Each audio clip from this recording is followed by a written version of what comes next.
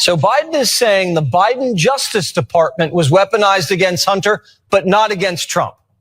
The same Justice Department. Got it. It's fitting that Biden's presidency started with a cover-up and ended with one. The laptop, the lab leak, his health, the coup, and then a blanket pardon that historians are saying is bigger in scope than Richard Nixon's. Biden went from my son did nothing wrong to here's a pardon that goes back a decade. 42-year sentence for tax and gun felonies. It's the crack's fault. Biden went from I never talked business with my son to, I had spaghetti dinners with his Ukrainian clients, but we just talked about the weather. I didn't think it was possible for Biden to humiliate the Democrats any more than he already has. We all knew his son was going to get pardoned. No one would ever let their son go to prison if they had the power to stop it. But just like every hoax, whether it's Russia or Smollett going out for a footlong at 2 a.m. January in Chicago, the media fell for it.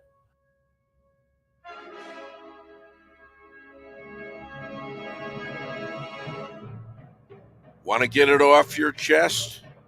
You're in the right place. They accuse this show of being run by boobs. Well, let me tell you about these boobs. We're real and we're spectacular. Want politics and fun sprinkled with a lot of laughs?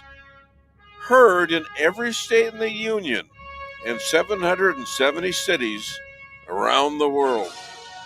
We just finished 15 years of broadcast excellence.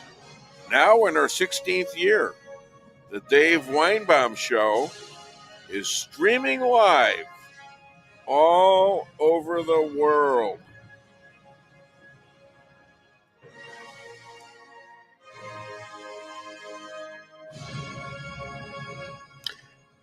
There's been lots of speculation about age, Alzheimer's, dementia, these kinds of diseases. Since Ronald Reagan and Joe Biden were diagnosed with them, Reagan was in his mid to high 80s, while Biden was late 70s and early 80s now. Democrats tried tagging Donald Trump with this, age 78, and it backfired. Now, back on September 17th of 2014, Dr. Ezekiel Emanuel, one of the three Emanuel brothers, then age 57, wrote a column, Why I Hope to Die at 75. And I said after that, why wait? I countered 2 weeks later with a column published in the Jewish World Review. I was then 64 and was taken aback by Ezekiel's lack of evidence for the 75-year term limit. Back then, I took this as a challenge as an average person who had by then listened to a lot of hot air conclusions from people who used diplomas as a doorstep to unbelievable assertions and outright lies. While winning the Archie Award at McDonald's Hamburger University in 1973, my only qualification that I was pretty sure of was changing filters on the air conditioners on the roof.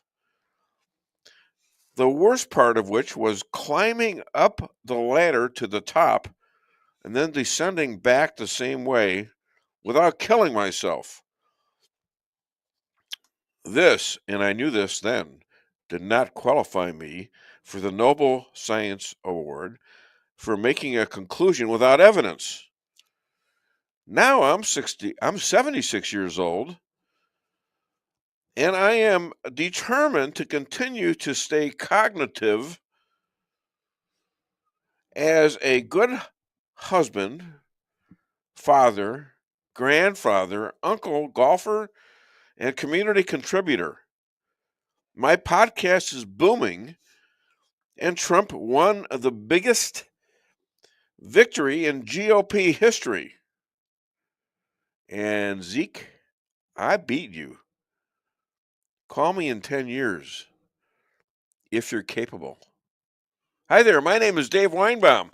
I am your podcast radio show host, and I'm here with my lovely bride, Lisa Ann Weinbaum. Can we tell them the story about last night? No, thank you. Are you sure? Yes, I'm quite sure. JP, you want to tell it for me? I'm aware of the story, and I will swear to keep silent. Thank you. Okay. Thank you very much. All right. Well, we won't talk about it yet. I wouldn't walk out of the room if I was you, though. And that's JP Maxwell over there. He is the producer of the show. Good morning, everybody. Along with Rick Henderson in Salem, Missouri, who is he does all the clips and the bits, and he's a big part of the show, and we'd love to listen to all of his thoughts. He keeps us going. I'll tell you what, he's got more conspiracy theories than anybody I know combined. All right, but that's all right. You know, he's a good guy, and we enjoy having him on the show. We got a great show today. We got starting off. We got the Rabbi calling all the way from Israel, and he's going to tell us what's going on with all these, so to speak, these ceasefires. Who knows? JJ Bradshaw, expert on the Constitution. We have Chris Adamo, the wild, crazed Italian expert on Marxism, and we've got Bill Hardwick, local district guy who also was a leader of a platoon in Iraq War.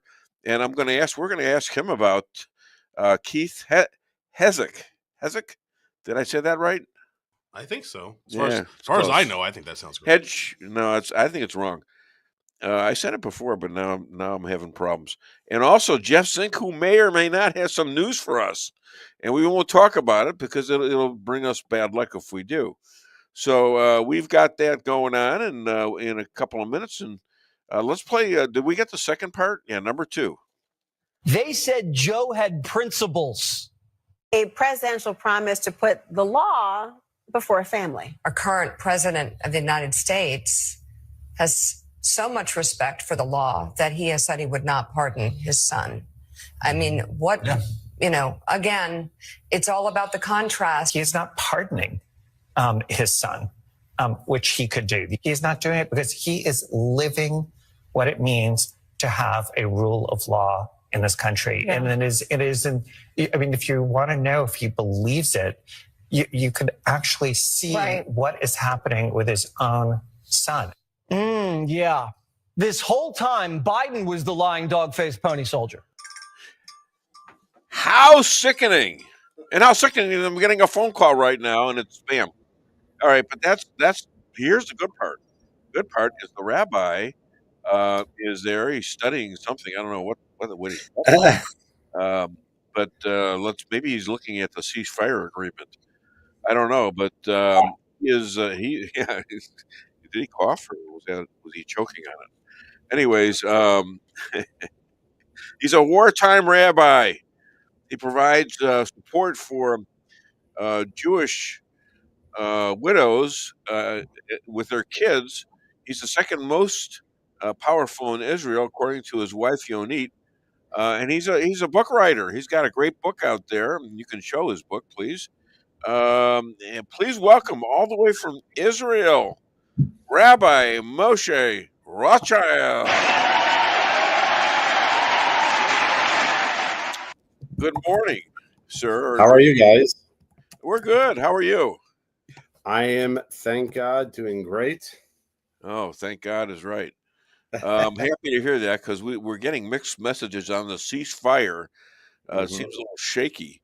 What was the reason Israel signed to do this so quickly, it seems like? Were they really ready to sign it, or were they pressured into it?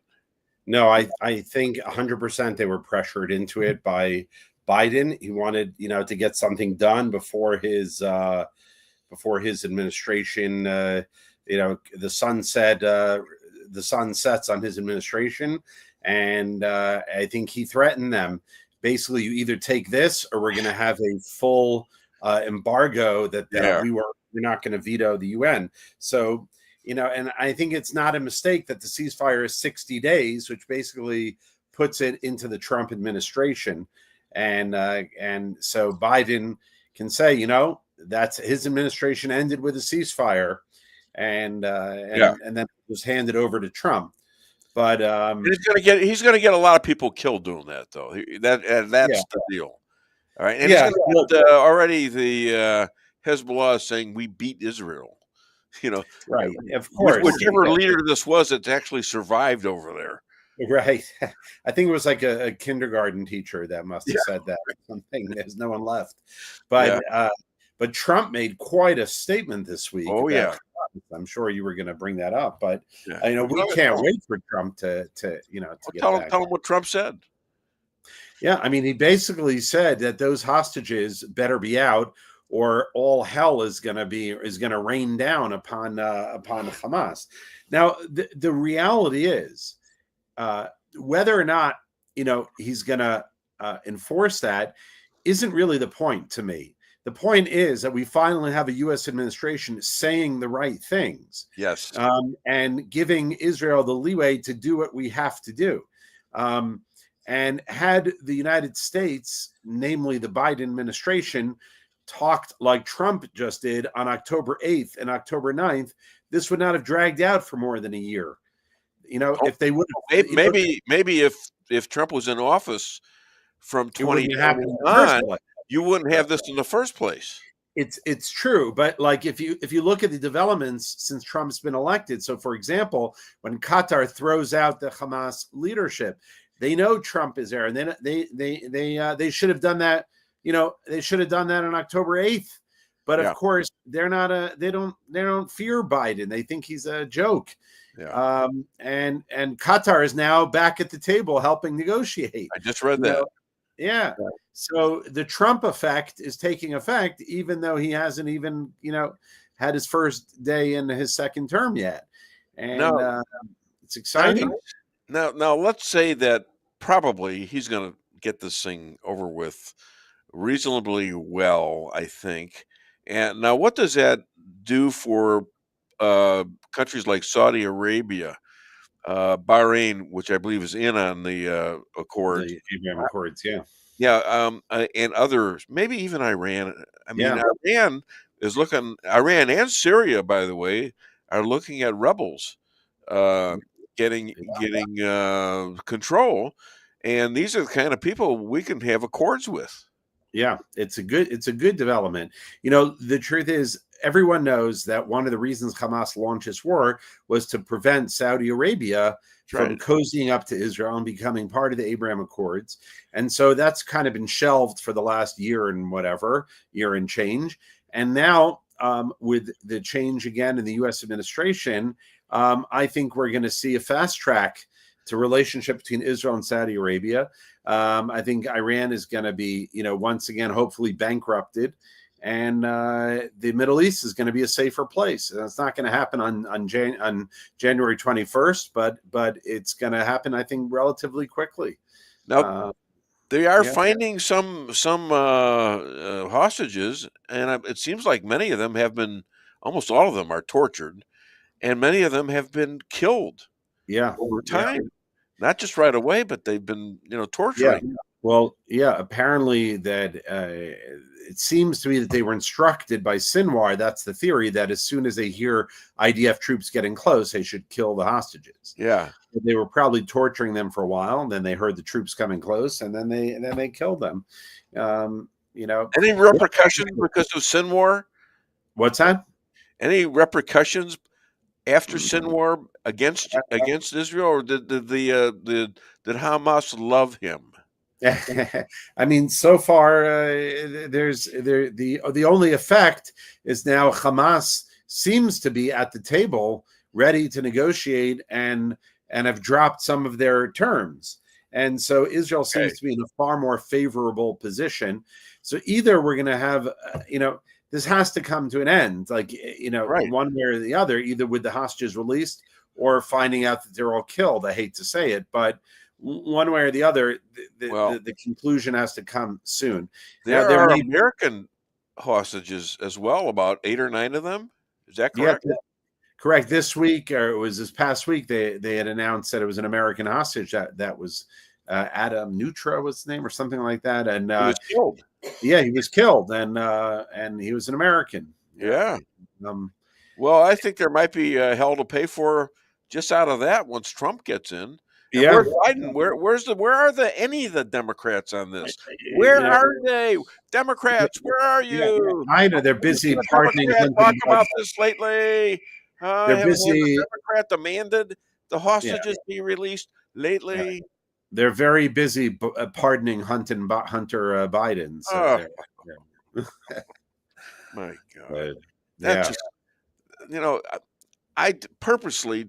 We're going to be talking a lot about that during the show, and I purposely tried to avoid it in my monologue because I wanted to get other stuff out, and because the rest of the show is going to be dedicated to what's going on with the rest of the world. Senator Tom Cotton introduces a bill to replace the name West Bank with Judea and Samaria. How you like that one? Yeah, I think it's great. I mean, I'm a huge fan of Tom Cotton. I think he's got a lot of attributes to make him a great president. He served in the military. I think he's Harvard educated. He's tall. He's handsome. He's got all the very smart guy. And I think there's a lot of good attributes that one day will make him a great president. He's got a lot of me and you, with a few exceptions. Yeah, man. Yeah, when I see him, it's like looking in the mirror. Exactly. Exactly. He told me that. Yeah, exactly. He confides in me. Him and BB and all that stuff. You used to live in Australia, right? I did. Yeah. They're setting synagogues on fire, and they're attacking Jews. What did you do to make that happen, sir?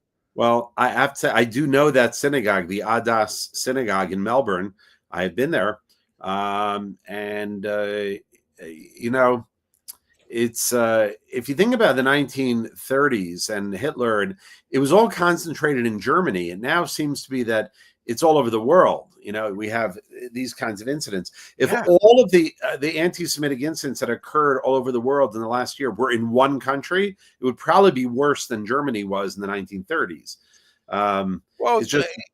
Germany was a little bit, they didn't want to publicize it. They were a little bit embarrassed by it. These guys are not embarrassed. Right. Okay. Right. Exactly. Blatantly calling for the death of all Jews. Right. Or the river to the sea, and not even saying a reason why. The Nazis had a lot of euphemisms. Solution. They didn't want to use the terms like killing, gas chamber. Everything had a euphemism for it. Even then, they were looking at excuses as if it wasn't happening, and a lot of Germans turned their backs on it and didn't say anything. How many of them do you really think didn't know what was going on? I don't think there were too many that didn't know what was going on. Yeah. But they tried to keep it down. Yeah, I got about 1 minute because of the Sabbath. So okay. So, any Rabbi rants or Ben and Jerry scoops? No, but the truth is, I'm in a very positive mood about what's going on here in Israel. And I think we're moving in the right direction. Like I said, it's the Trump effect, and it's as if Biden's gone already. That's kind of everyone's kind of maneuvering here, and all around the Middle East, and just wait till he gets here. And I think his appointments have been very strong. His ambassador to Israel, we spoke about Huckabee. I think what a great guy. Yeah. You'll like. I mean, I'm sure you'll be one of the people he meets. You have met him. I did. In Israel. I should have known that. You probably were the one that said, "Hey, you'd make a good ambassador." Yeah, I'm sure. Bibi said, he's a good guy. Yeah. Thank you, Rabbi. Yes. All right. I got to run. DaveWeinbaum.net. Where can people find you and buy your book? They could go to secrets of the Hebrew Bible.org. They will find my book there. And if you want to donate, go to israelalliance.org or facebook.com/Israel Alliance. We'd love to hear from you. Now, this one I put in X, and it's getting, I mean, I got 10,000 hits in this thing. Why did Trudeau separate from his wife? You know, Trudeau, the guy. Yeah, I know he is. Yeah. I know he is. Why? Well, she wouldn't let him wear her clothes. That's getting a big damn. Yeah. It's getting a lot of attention on X. Sorry, that one made me pop there. That was good. I like that. Thank you. Did you see? Thank you. I don't know if he laughed out loud for the first time in about 2 years. I don't know if you saw in the news, they actually found in Israel, this is true, an archaeological site, Chinese writing. It's the oldest piece of archaeological evidence of the relationship between China and Israel. It was 500 years old, a shard of pottery with Chinese writing. You know, you know what it said on it? It said General Tso's chicken, $12.99. Yeah, but the DoorDash bill was $10,000. Yeah, exactly. All right, I got to run, guys. All right, Shabbat Shalom. Hi to everybody. Okay, you got it. Okay, bye. Bye-bye. That's too funny. That was a great interview with him. All right, he's a great guy.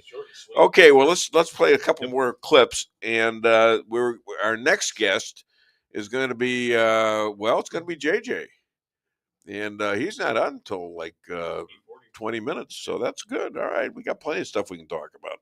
Tons of stuff. Hit it.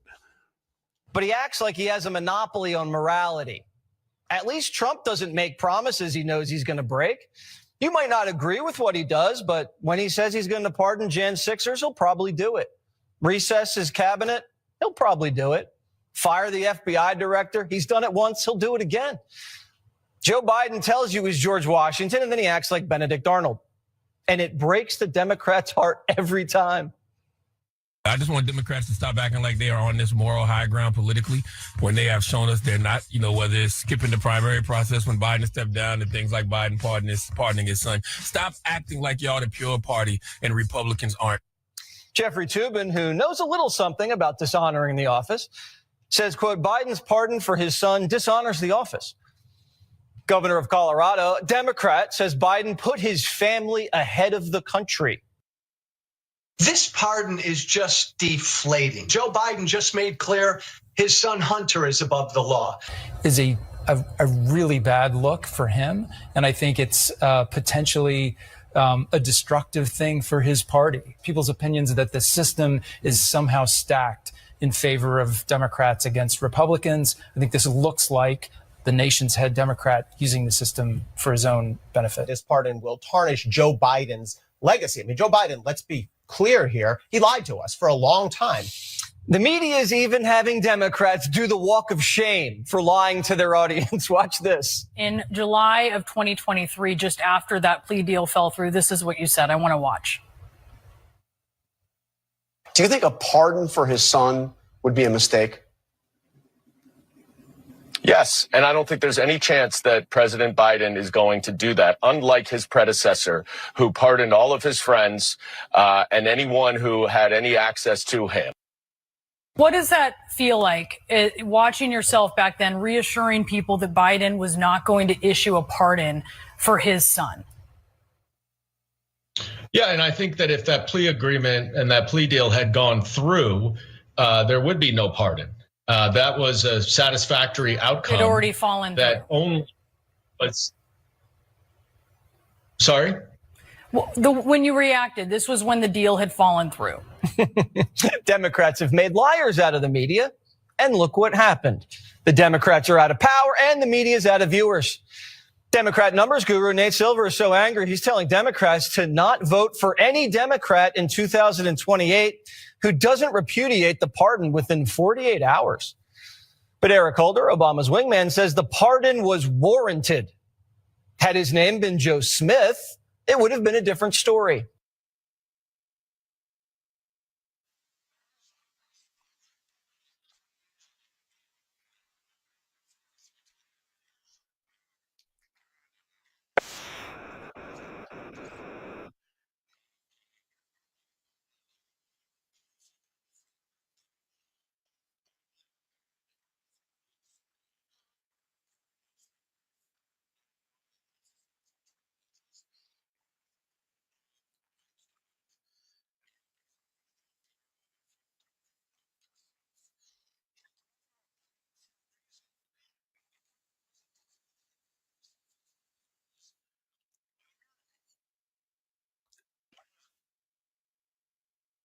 All righty. So that's my take on God, and I do believe in that. It's just amazing that things are happening. Either I'm mentally ill, or I'm seeing things, or getting some push on major things that I should do or shouldn't do, and it doesn't mean that I know that I've got to take the I got to take the reins and drive the horse myself, but I got to do it with some attitude towards having God help me, give me put a finger on the bullet like he did with Donald Trump, maybe just giving us a chance to survive and do stuff that I think he thinks is what we need to do. He didn't fix Egypt in a day when the Jews were there. He made them go through all this stuff to give the Pharaoh a chance to right his wrongs. Think about that.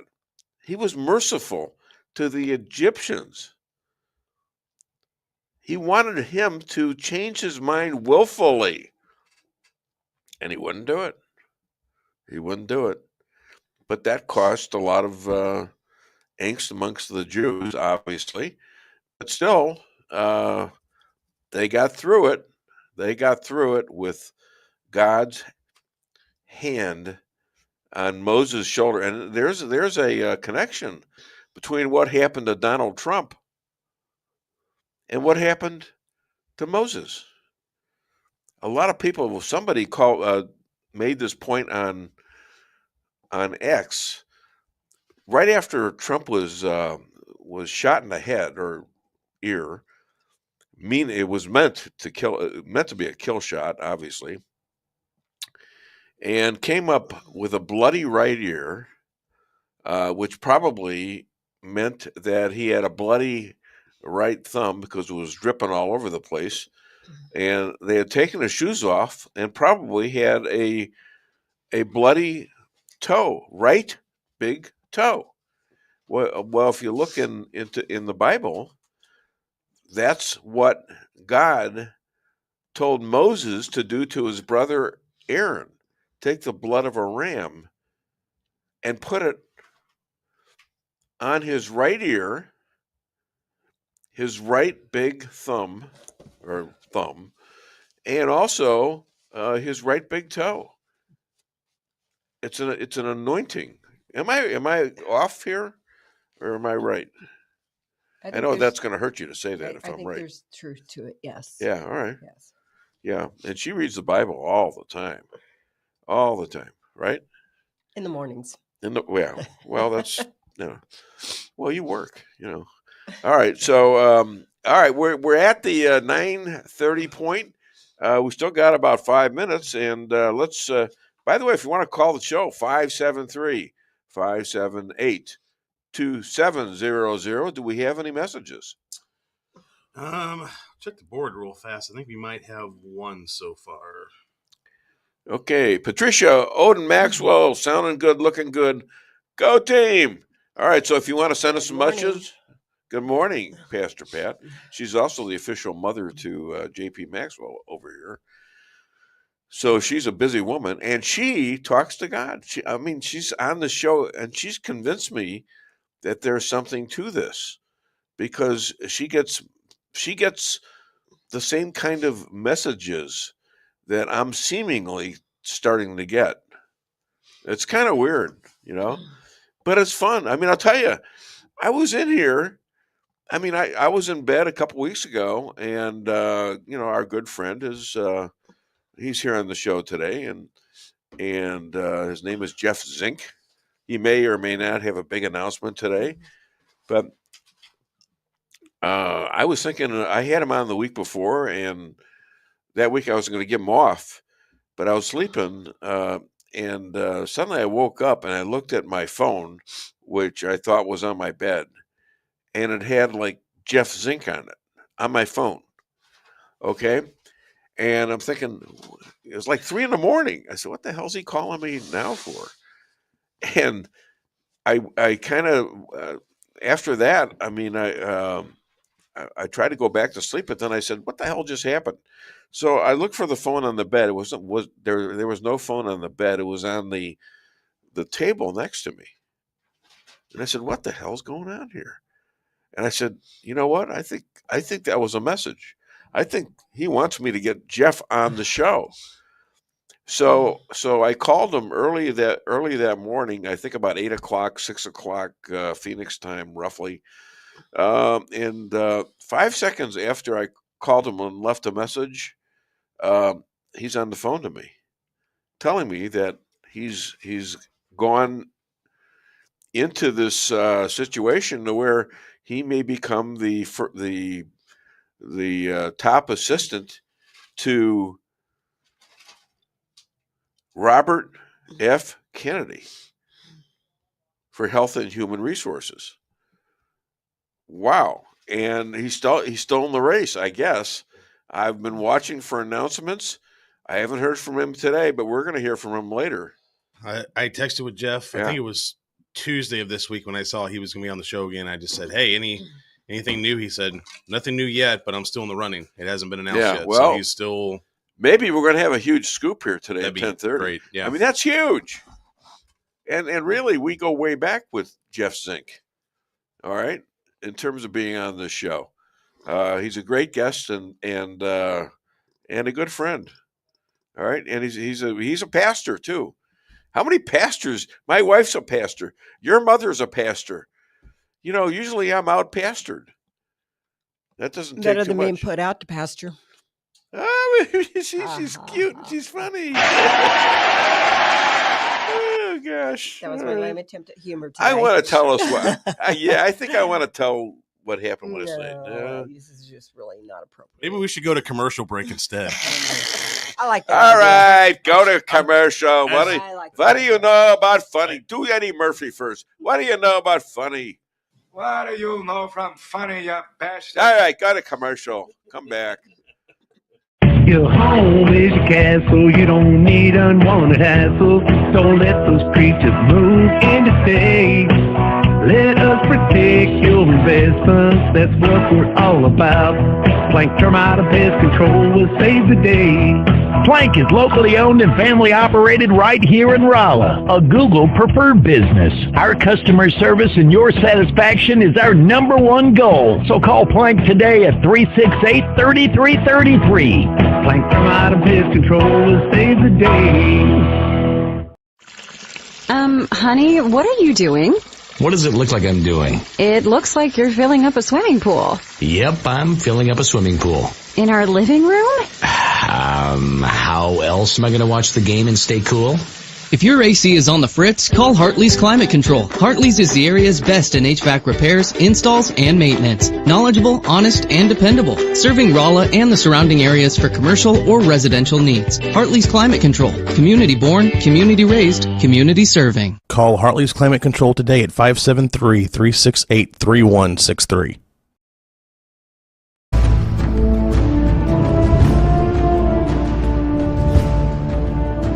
Never be too coy to tell your friends and family about koi sushi and hibachi. Celebrate the best Chinese-Japanese restaurant in the Midwest. Call 573-426-5551 to make a reservation or order takeout. Locally owned, 1808 North Bishop, Rolla, Missouri.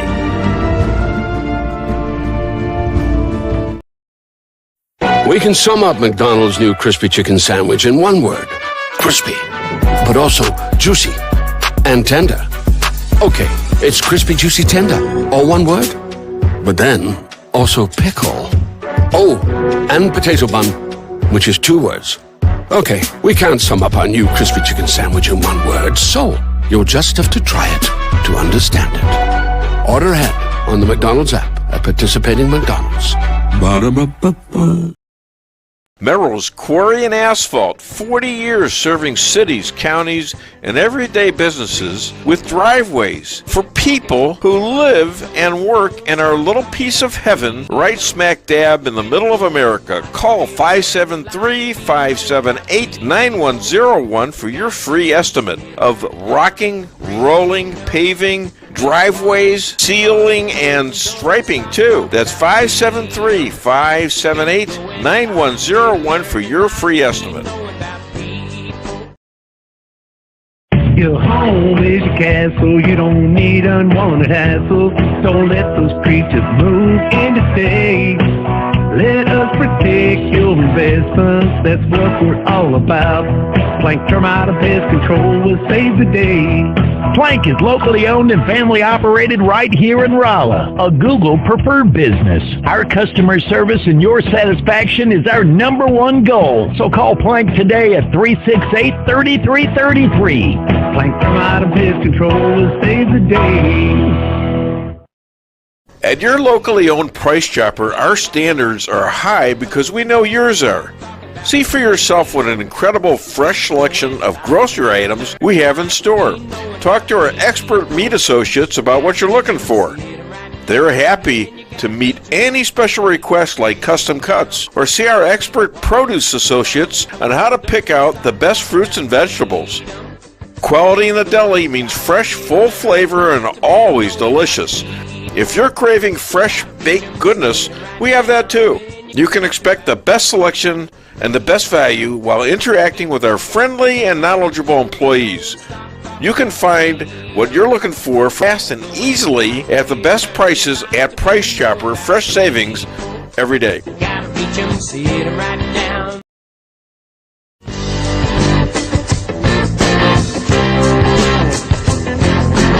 A-Car Real Estate, where experience matters. 532 million sold since 2003, the #1 sales volume in Phelps County. As a client for decades, I can say they are the best in mid-Missouri. Call 573-368-7355. That's 573-368-7355 for the best real estate experience you'll ever have. Gotta reach 'em, see it right now.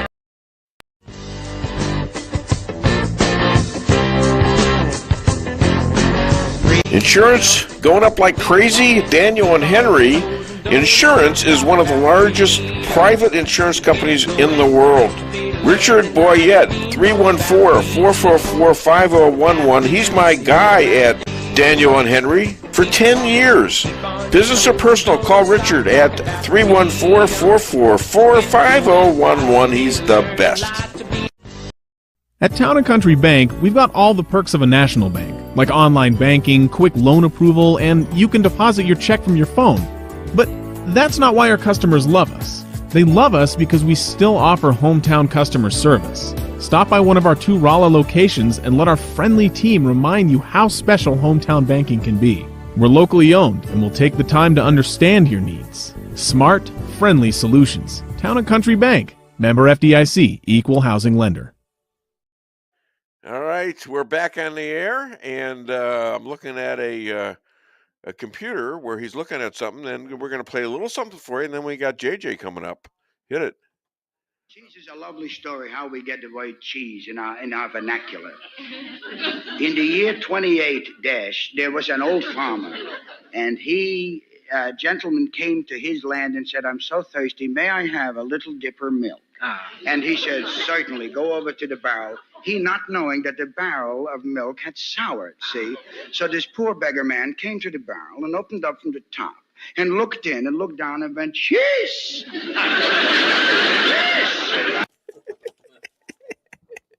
You gotta love us Jewish comedians, right? Jewish comedian. Who do I get in the show? I get Elad Hakim. All of a sudden, he wants to go into show business. What's wrong with us Jews? We love show business. I don't know why. All right. Anyway, ladies and gentlemen, my next guest, who this is my amateur showing of who this gentleman is he's 200 and is it 56 years old? 256. 256. I got it right.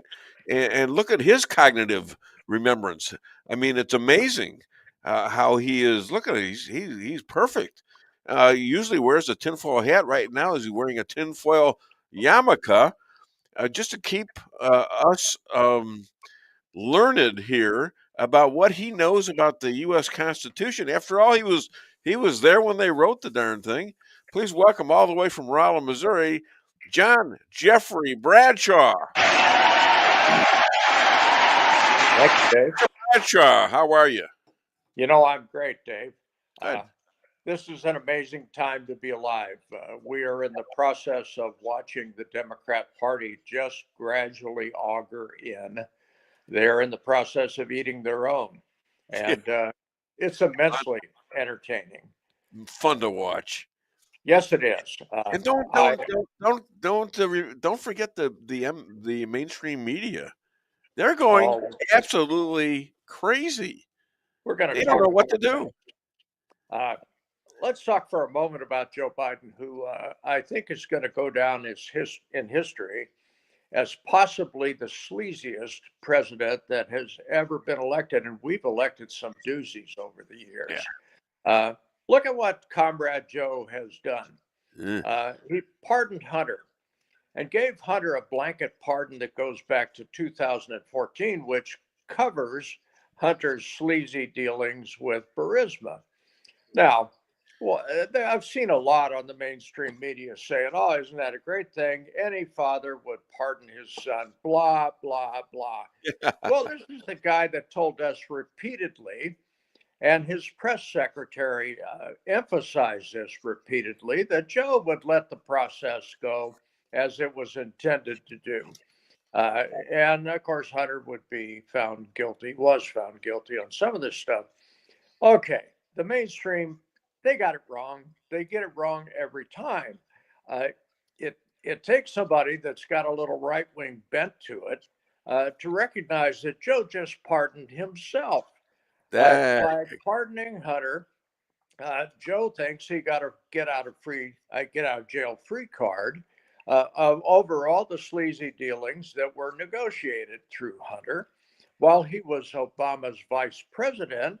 We're literally looking at influence peddling, and influence peddling that was done cheap. They should have paid him way more money than what they did. The stupid bastard doesn't have enough sense to charge more. So here's this guy who pardons his son. The mainstream is saying, oh, what a great dad he must be. He's pardoning himself. Well, okay, there's a barb at the end of that bait. And Levin made it very clear the other night in one of his rants that, now Hunter, now that he has been freed from all of these terrible things, Hunter now no longer has a Fifth Amendment right to prevent self-incrimination. This guy's going to be called up before the House. This is going to be investigated. And Hunter can no longer say, I refuse to testify because I might incriminate myself. No, you've already been given a get out of jail free card. If you refuse to testify, you can be found guilty of stonewalling the Congress. Yeah. This thing is, it's a cyclone, Dave. It's a cyclone. It's the Coriolis effect, watching the water run down in the toilet. This is going to be so good. I just can't wait for this. You mentioning that he was really pardoning himself is true, but you got to understand something. You can only pardon yourself for your while you're in office. He wasn't in office after 2016 till 2021, and he was still taking all that money. Joe was. Okay, it was the rest of the family. This gets even better, Dave. I saw the network news this morning that the White House is considering giving blanket pardons to some other folks. General Milley, Liz Cheney. Oh, God. If this happens, if this actually comes to bear, this will identify this as the most sleazy executive branch that has ever been in this country. They superseded that a long time ago. This is beyond anything that's ever happened to the United States of America, except for maybe the Civil War. Okay, I don't know. I mean, that was pretty bad too. But this where you open your border and you let anybody in. They have 58,000 people in New York City that are known criminals, most of them in gangs. This is in one city. Yeah. 58,000 of them. City. Yeah. And So- yeah, sleazy. Okay, yeah, there's most sleazy. They passed that a long time ago. They are in new territory, my friend. This is virgin Worldwide. territory as far as the level of sleaze is concerned. And look at what happened to the Democrat Party. Now, James Carville has been so outspoken about this of late. And he said, really, this is the end of the Democrat Party. It doesn't exist anymore. It has turned into a bunch of factions, mostly far leftist factions. Yeah. I can't quote Carville because he used the F-bomb a few times in the process of doing that, which tells me... Well, you don't have to use the F-bomb. You can just go like, we'll have JP go out there and go, bleep. Oh, that's great. I get bleeped on the Dave Weinbaum show. Come on. Hey, we that's may have an hit honor a low. for some people. We've hit a new low here, Dave. Oh, wait, that's an honor. I was bleeped on the Weinbaum show. You know what? We need T-shirts like that. Let's do T-shirts. Come on. Yeah, sign me up for an JJ extra said large. I was bleeped on the Weinbaum show. Okay. You know what makes this even worse is the last month of Biden's appointments, he is really trying to cram through his judicial appointments. And if you look at the list, these are some pretty left-wing guys and girls. And thankfully, soon-to-be Senate Majority Leader John Thune has said, wait a minute, we're not doing this. We're not cramming through a whole bunch of last-minute judicial appointments so that we can stack this in the favor of the Democrats. What is to stop them? Pardon me? What is to stop them? He just won't have Until January 20th. He just won't have the hearings. Or he'll drag the hearings on until everybody gives up and falls asleep. Does every president do this? That. Does every president do this? Did Donald Trump do this the first time? I couldn't tell you if he did or not, but I know it's been done a number of times before, and possibly rightfully so. You've got a brand new administration coming in with some new ideas. Why would you pack the court with a bunch of morons? We'll see how that plays out. I'm interested in seeing that, but the lame duck appointments I think are dead in the water. Trump will have his own slate of judicial people to plug in. There's quite a few vacancies in the judicial, and I think that's a good thing. Actually, we may swing this a little more conservative than it has been. Well, I hope so. Well, now our strategy is to let them destroy themselves because they're doing a great job, aren't they? Pretty good job, yeah. Dave, and try to play a little defense here and keep by playing offense as well, and getting this administration locked in like they've done. They got some great appointments. Pretty good, yeah. I mean, really amazing people, and they will devastate these jerks on the other side. And I hate to say that, but it's true. You know, we're not talking about somebody with different policies. We're talking about somebody that is tried to destroy this country and give it away to the first, million, 2 million, 3 million refugees they could squeeze into this country. All right, the Republicans didn't do that. Show me the Republicans that were for that. I don't know of any, although some of the rhinos might have. And of course, they're not really Republicans. They're going along to keep their jobs and probably getting paid to do that. Yeah. The fact is, Dave, this is so entertaining to me because I'm watching the Democrat Party fall apart brick by brick. Yeah. And they're desperately trying to regroup and have some sort of cogent policy.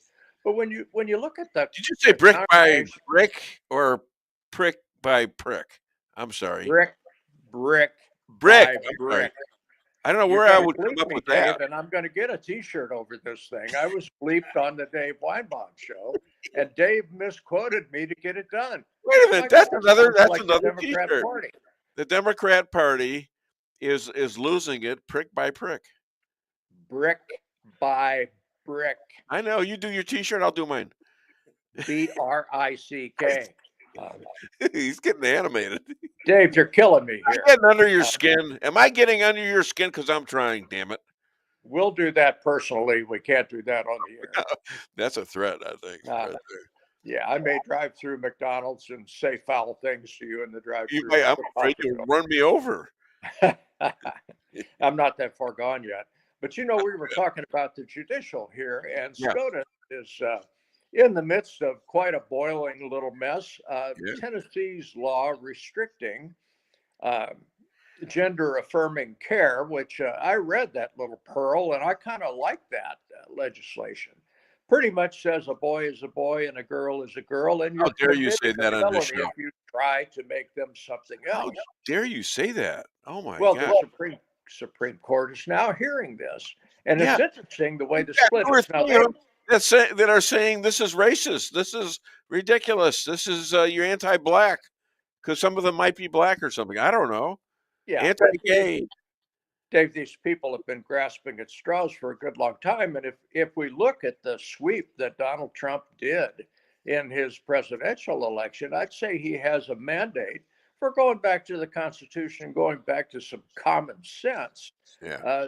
The leftists have drug us so far left, and most of us out here in the hinterland are much opposed. What do we want out of our government? I pay my taxes. All I ask of my government is to leave me alone. Yeah. Don't cram a bunch of stuff in my face. Don't give me a bunch of gay stuff. Give me a break. All I want is government to leave me alone, and the leftist government has chosen not to do that. Yeah. So SCOTUS, the split in SCOTUS is kind of interesting because you look at the leftists there, during the hearings are very much attentive to what these people are saying. And the conservatives are shaking their heads like, you got to be kidding me. You actually had to bring this junk into my court that any reasonable person can see what the answer to this thing is. Why are you bothering me with this? Sure. That too has been so entertaining. Dave, I'm right on top of my game. I'm loving this stuff. I love watching this stuff fall apart right in front of their faces because they have crammed this stuff onto us during the Obama administration, during the Biden administration, further and further and further left. And those of us who are mid or right are saying, boy, it's about time. It's about time that this garbage got flushed. Yeah. I'm so entertained by this. And you would think they have stopped attacking Donald Trump. A lot of them are saying he's right. Yeah. Maybe and a lot of them are saying they're taking back the Nazi stuff. Well, he's obviously not a Nazi, not a fascist. Well, yeah, Mika and Joe, went to Mar-a-Lago, and so did Zuckerberg. And he's not going to them. If you notice, he is not going to them. He's staying at home. They're going down there by their choice, by hoping to get to meet him. He's got people coming from France, from Canada. They're coming down to see him. Yeah. Now, you would think that normally a president would be traveling around or at least somewhat. He doesn't need that. He doesn't need it. What does that say about his leadership? What does that say about his reputation? And speaking of Zuckerberg showing up at Mar-a-Lago, if McDonald's ever goes far left, we'll have the big Zuckerberger. Well, there's a story to that. He had one time, his father thought, I don't know what his connection was, but he wanted to make his son a owner-operator like me. Oh, really? I did not know that. I think at this point I'd trade him. You think? I think no. I know. dollar-wise, I'd trade him, sure. Yeah, let him go fix a air conditioner filter. Let him go put one in there. Let's and face do that it, for a living. you got a better gig than he does. Joe Well, Biden. I'm happy with what I do. Let's go back to Joe for just a minute and the failings of his administration. Joe just gave $1 billion. That's 9 zeros, Dave. $1 billion to Africa. Yeah. Meanwhile, we have people in Florida and North Carolina who are sleeping in tents because of the natural disasters that have occurred to him. And I've got a little bit here from Charlotte TV station WBTV. Thanksgiving week, a FEMA representative vowed that 103 trailers would be delivered to North Carolina, a western part of North Carolina, FEMA trailers.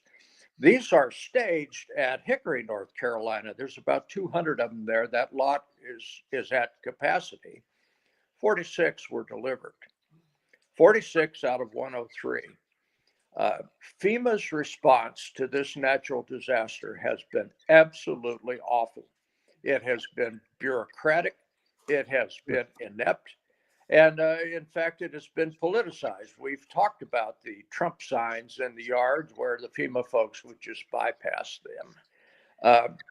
So here we are in the last 30, 40 days of this administration, and we're seeing how badly this administration administers. It sure isn't getting any better.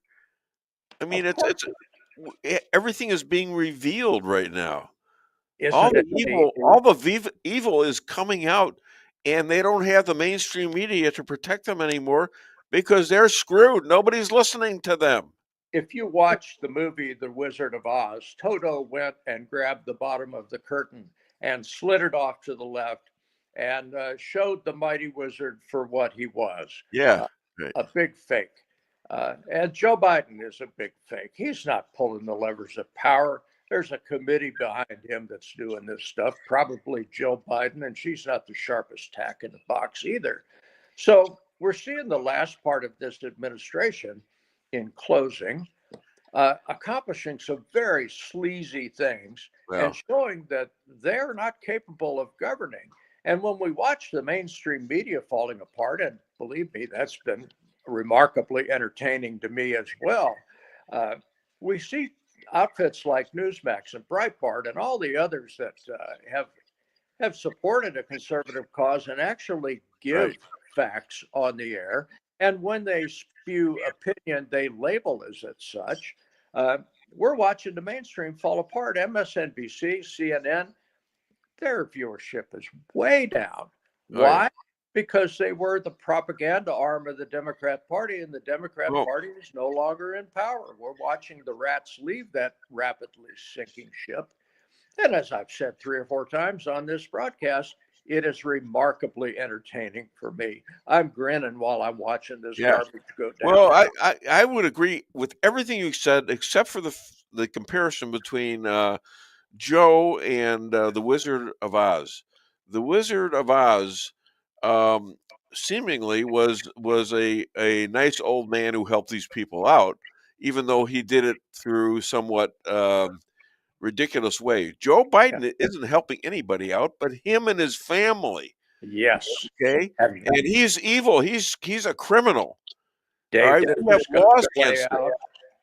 this is going to play out within the next year. Big time. I can't wait for this to be exposed. And to your point, the Democrats don't have a lot of ammo these days. They've lost a lot of their friends, and they're losing a lot of people. You're going to get people ratting on each other pretty soon. Oh, I can't wait for that. They're already ratting on Kamala with the money situation. 1.5 billion, and she spends over that 20 million. Who got all that money? Oprah. A lot of folks are saying, where did that money go?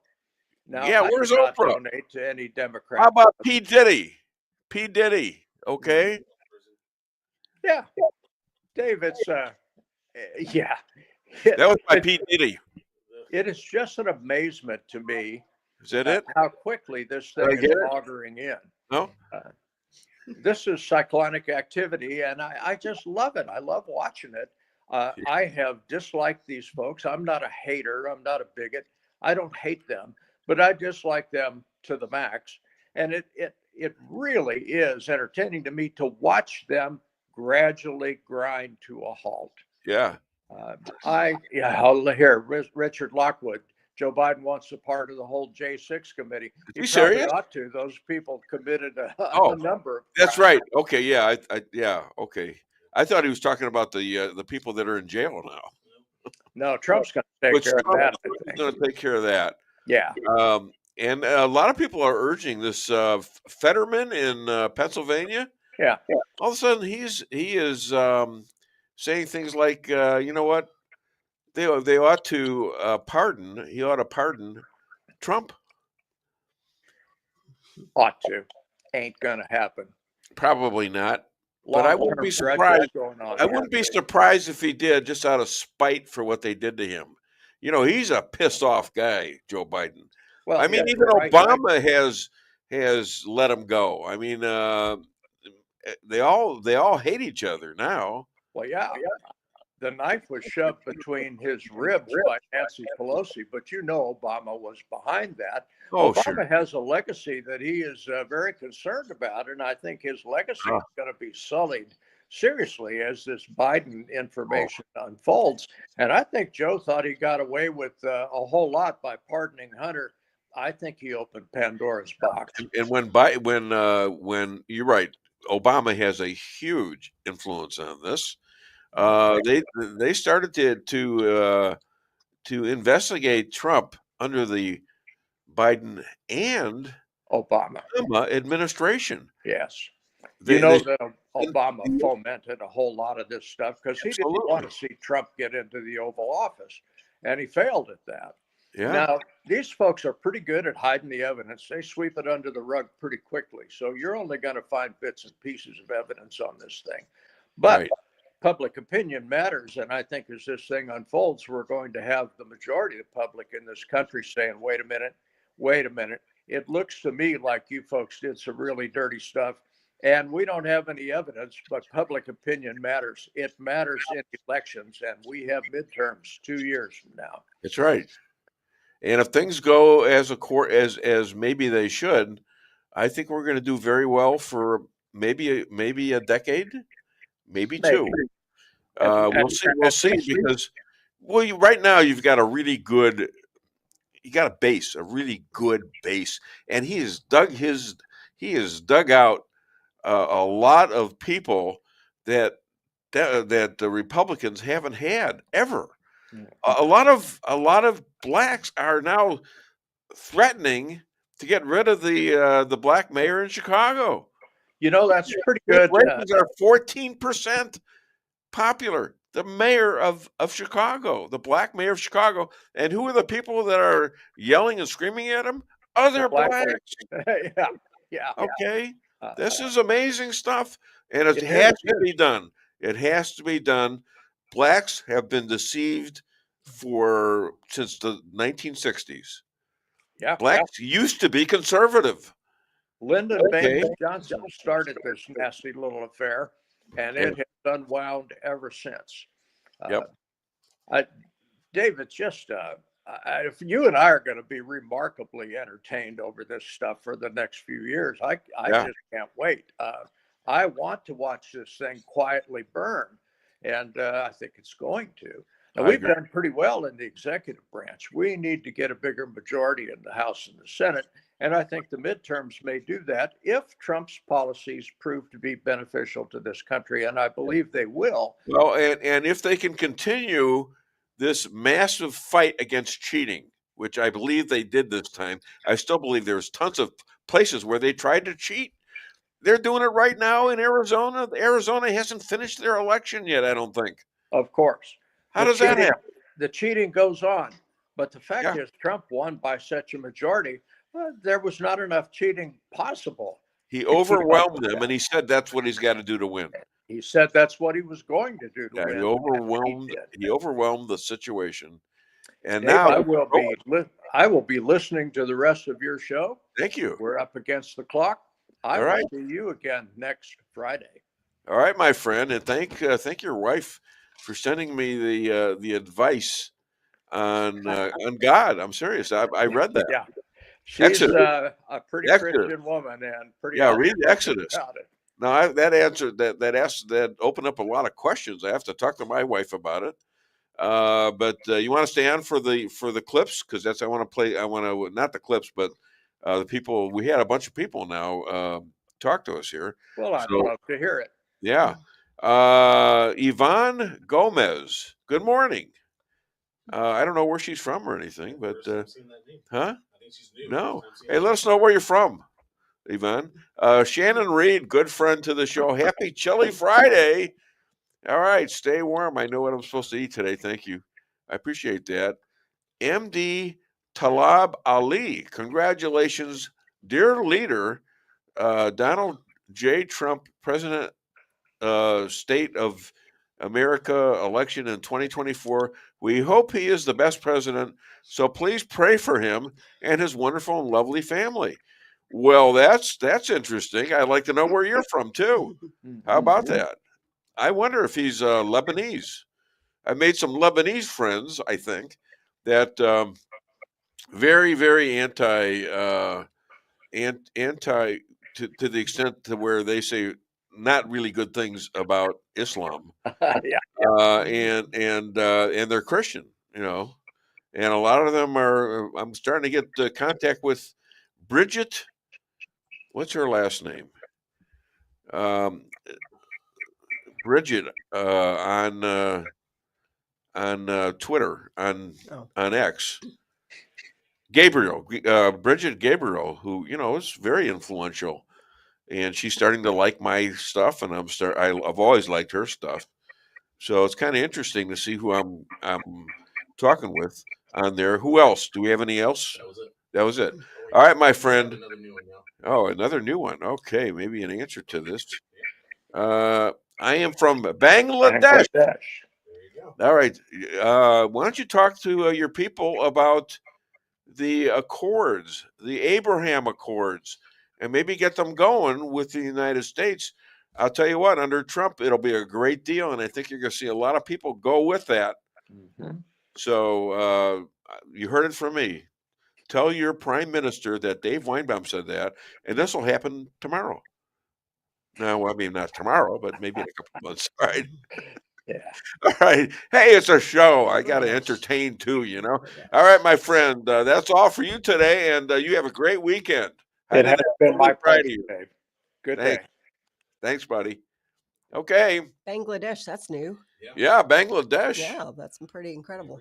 Is that's it's right next to India, isn't it? I think it's somewhere in Asia there. Yeah. Tell us where Bangladesh is.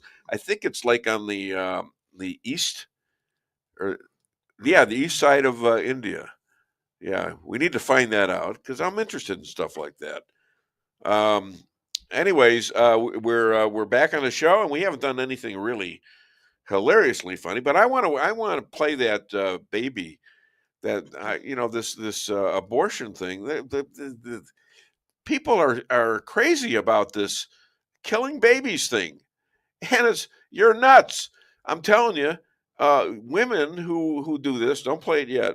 Women who do this have to take a look at this and imagine themselves in the womb at 32 weeks.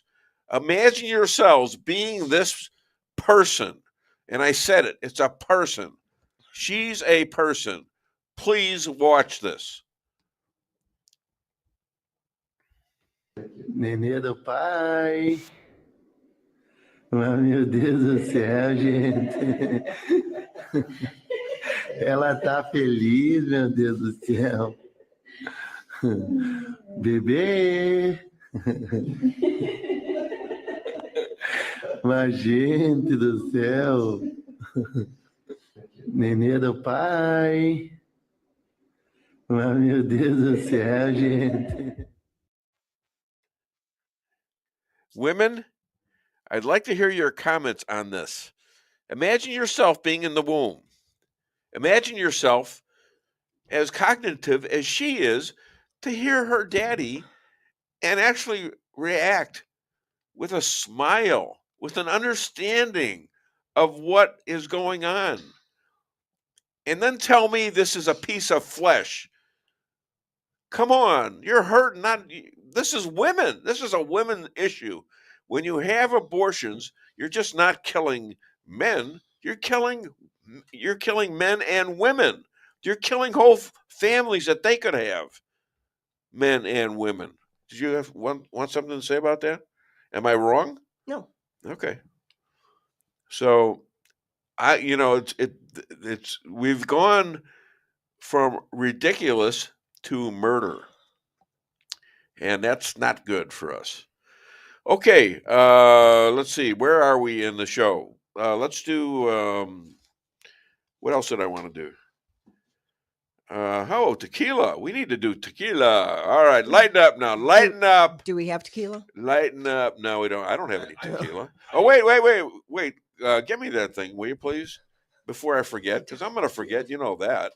I forgot to change the song. We have already surpassed our 16th year. We're in our 17th year. Is that right? I believe so, yes. Going on 18. And we were supposed to change the song, and somebody forgot to do it. Probably me. I'm taking the blame for this one. All right, you take partial blame. But you know who is one of the big enemies of people trying to infiltrate women's sports, and that is golly, now I forgot her name. Riley Gaines. I sent her some money, okay, and because I thoroughly believe this is a horrible thing for women, and for some reason they still let it happen, and they punish colleges. In the Olympics, they had these Olympic boxers who knocked the hell out of these women. I mean, literally almost killed them. So this is what she sent me, and it's really cool. Okay, you want to put the camera on that?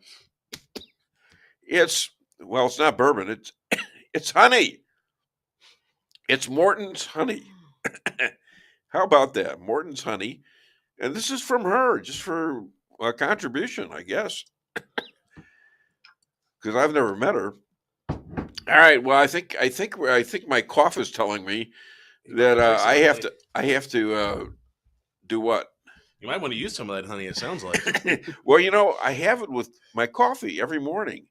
And my wife got me this, and it's the same kind of bottle and everything, from Lavish Spa, where my daughter Sarah works. We got local honey. Yes. Yeah. Yes. And I put some in my coffee along with some cinnamon, and it's really good. Not only that, I think it's rejuvenating me. I feel like I'm 76 now. I feel like I'm 75 and a half, by golly. But I do agree. I fully agree with Lisa's sentiment that she said that if we're going to play tequila, we should have tequila in the studio. You got any? No. What you got in that thing? I didn't come prepared. Is that water or is that tequila? That looks like tequila. Those are amino acids. Well, we'll pretend. Because I don't think tequila has all that good of an effect. But you'll learn from this song. It definitely has effect, not always positive. The good things and the bad things about tequila. You'll learn everything about tequila. We're gonna be going away pretty soon where there's lots of tequila, aren't we? Yes. Yeah. Yes.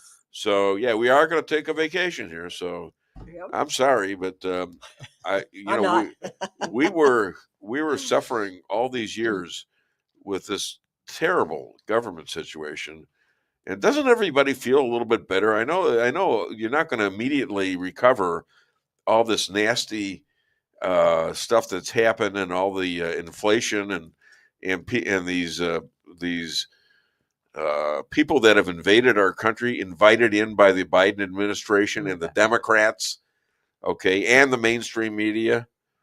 Assassinations and everything. So it's just the assassination attempts and things like that. And the overall just hatred of anything that has to do with MAGA. You're a MAGA? Yeah, make America great again?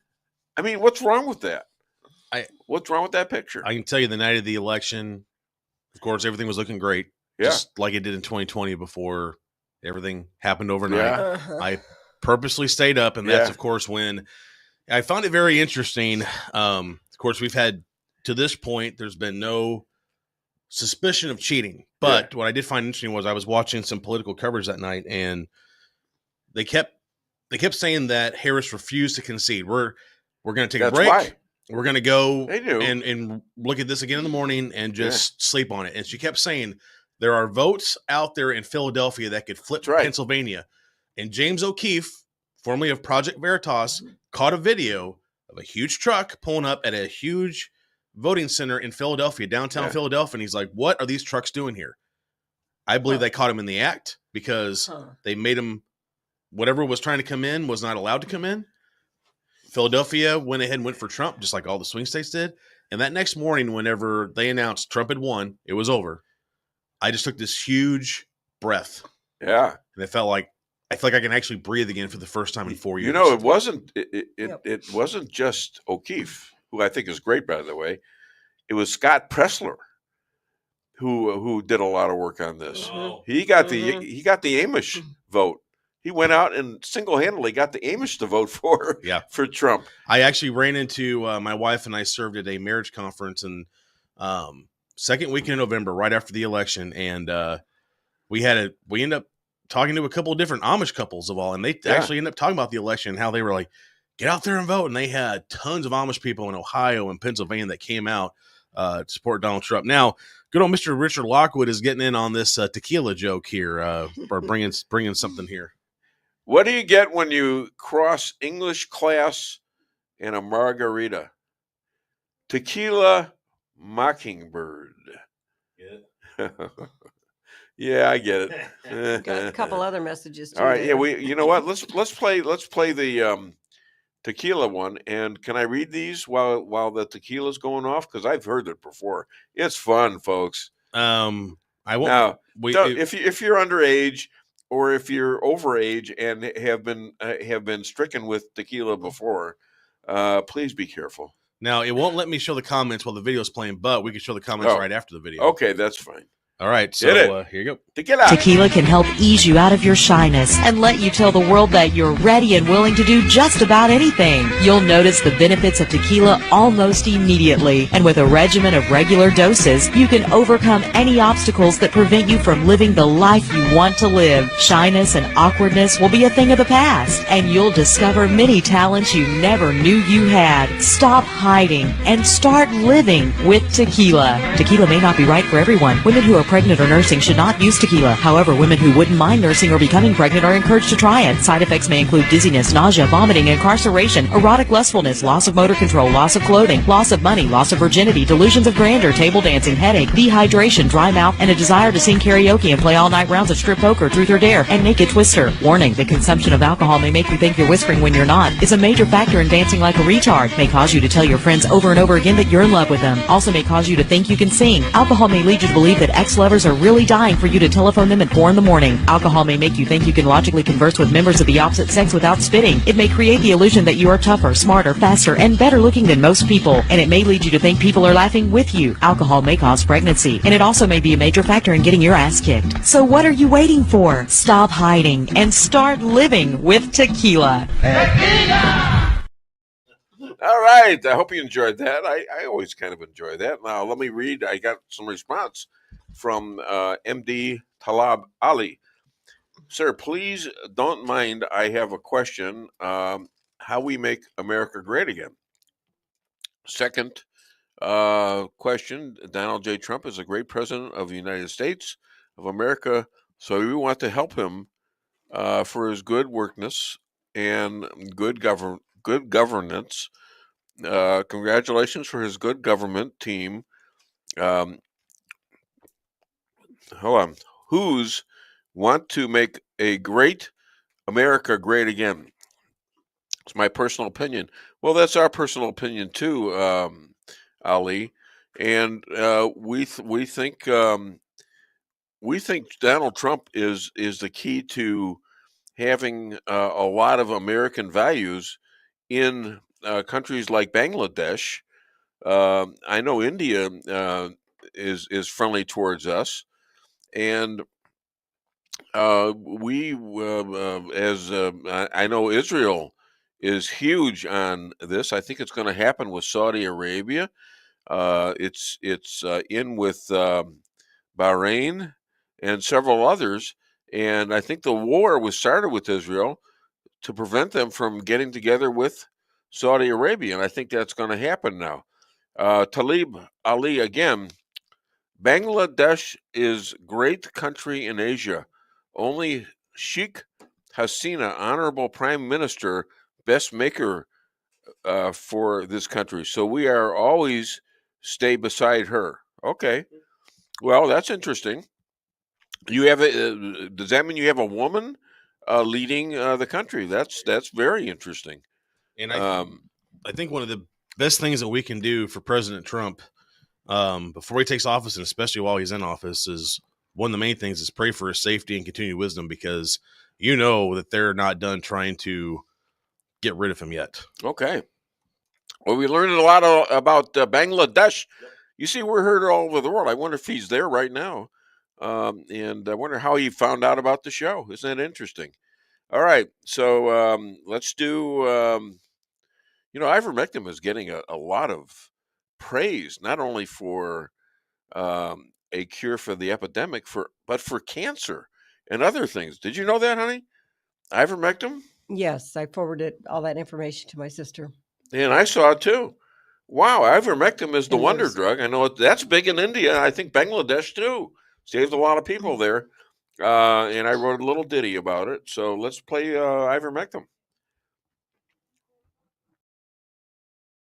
Ivermectin, I take it by the pill. Ivermectin, the pandemic it will chill. Ivermectin, I let it take its course. Ivermectin, now I'm neighing like a horse. All right, so a couple things, news items that have come up recently. Zelensky's suddenly willing to negotiate with Putin, and Joe's trying to start World War III with this. He's giving Zelensky all these big weapons, and it's going to agitate Putin. And I think there's a purpose to this. I don't know. It sounds crazy, but Joe is crazy. By the way, he is nuts. Trump to Trudeau, offering maybe a $25 billion tariff or $100 billion if he doesn't go along. And Trudeau said, "You can't do this to us." And Trump said, "Okay, well, why not make you the 50th state?" Okay, that's not a bad idea, quite frankly, for him and for us. That's a hell of a thing. Canada,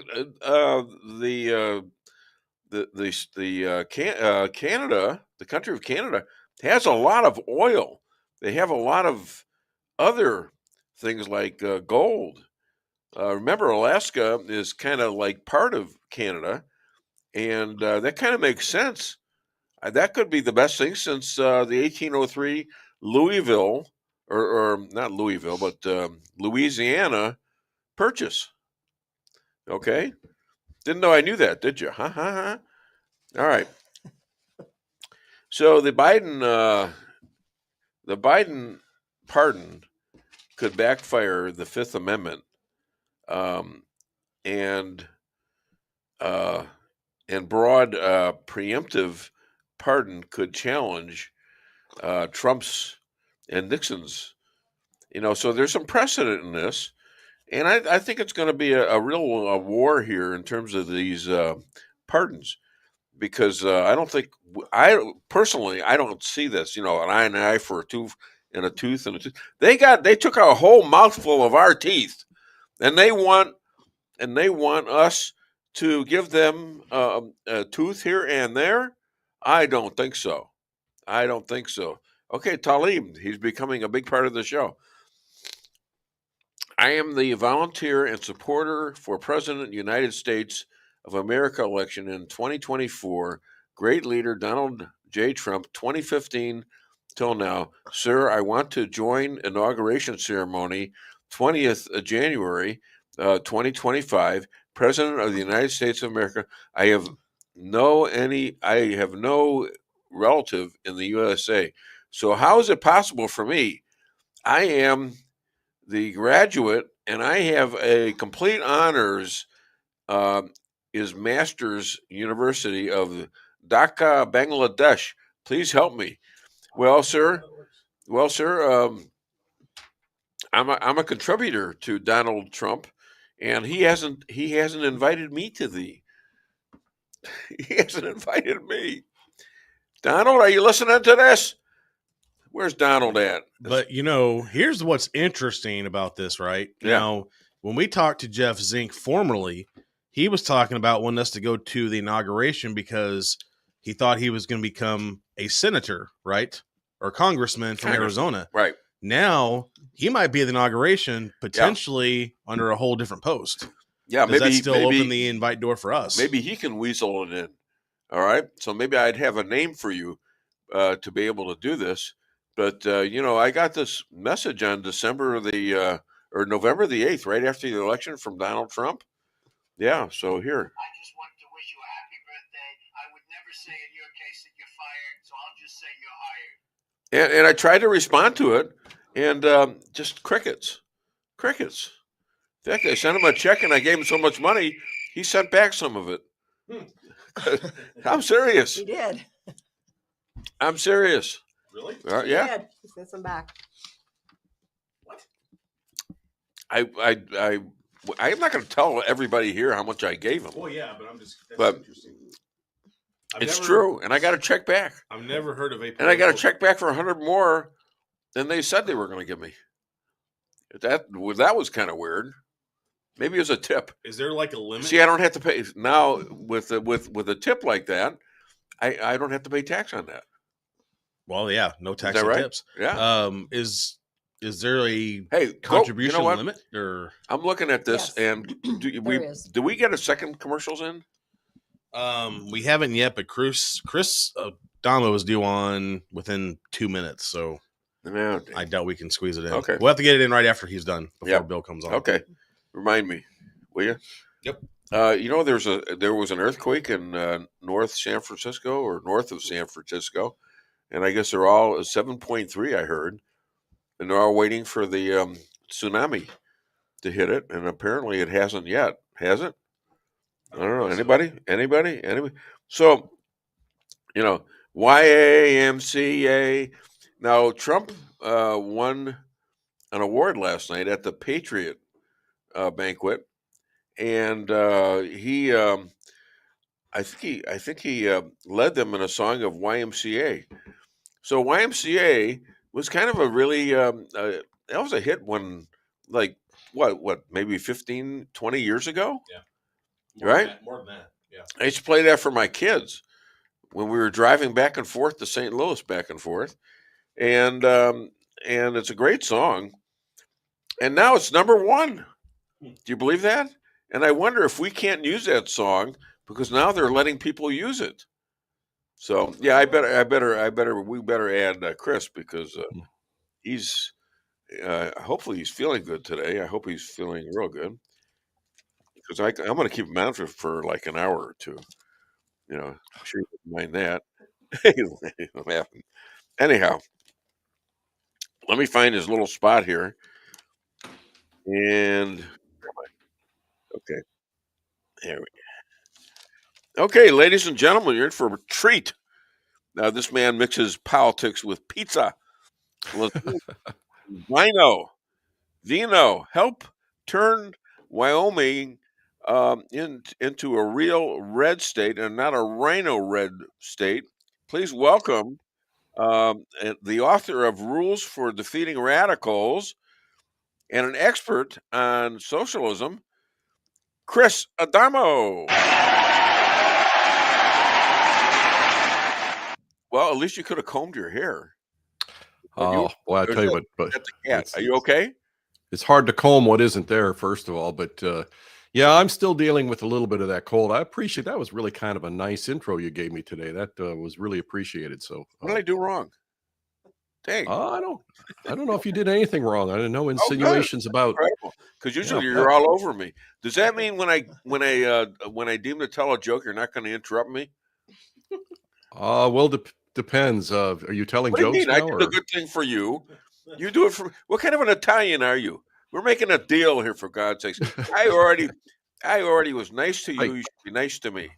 I want you to know it is. You're going to have to bear with me now. Yeah. It is the season of Isaiah 9:6. All right. For unto us a child is born, for unto us a son is given, and the government shall be upon his shoulders, and his name shall be called Wonderful Counselor, the Mighty God, the Prince of Peace. It's the Isaiah 9:6 season. And so are you talking about Donald Trump? No, definitely not Donald Trump. Oh, no. Okay. Because the very next verse says, "Of his government there shall be no end." And that, unfortunately, we know that the Democrats are going to line back up again. But don't you believe that Donald Trump was anointed? Because that's in Leviticus. I do believe that there have been. I know a little something about this. So good. But by the way, did you have the gefilte fish pizza? I'm sorry, I couldn't resist. That was out of line. I apologize. What was that? I set off Siri on the iPad. Well, you quit. You just set off Siri on the iPad. What did the iPad? Did really? It looked up Leonard Skynyrd. Leonard Skynyrd. Oh Leonard my gosh! Skynyrd is the king of the world. When did Leonard Skynyrd become the king of the world? If you knew my background, I want the Eagles back. In that era, the most radical thing I listened to was Henry Mancini and John Denver, and the rest of it was classical. I'm dead serious. I was not in sync with the culture around me during that era. So, so Leonard Skynyrd. The only reason I know anything about Leonard Skynyrd is because my wife has mentioned him, but or it or them. Anyway, he's got a band. I think with that, so his name or just him. That's the band. All right. Yeah, I just like I said, I'm clueless. So anyway, all that. Remember what he said. I'm clueless. When it comes to Leonard Skynyrd, when it comes to the 60s culture, I just knew that they were kind of going down the proverbial toilet pretty fast, and I didn't want to be part of it. So I was kind of a weirdo because I was a conservative when conservatism wasn't cool. Well, I was a conservative too. Now, what song was that based on? If you're gonna, I hated songs. We'll play trivia here. I was a conservative when conservatism wasn't cool. Who was that? Do you remember what that's based around? Yeah, Barry Goldwater. Barbara Mandrell. No. I was country when country wasn't cool. So anyway, all right. All of that to say good morning, sir. Who signed your deal with the FBI that you would be in the witness protection program in Wyoming, for God's sake. You're going to revert back to the stereotype Italian jokes now. No, Wyoming it's absolutely amazing what's going on there, and it's happening.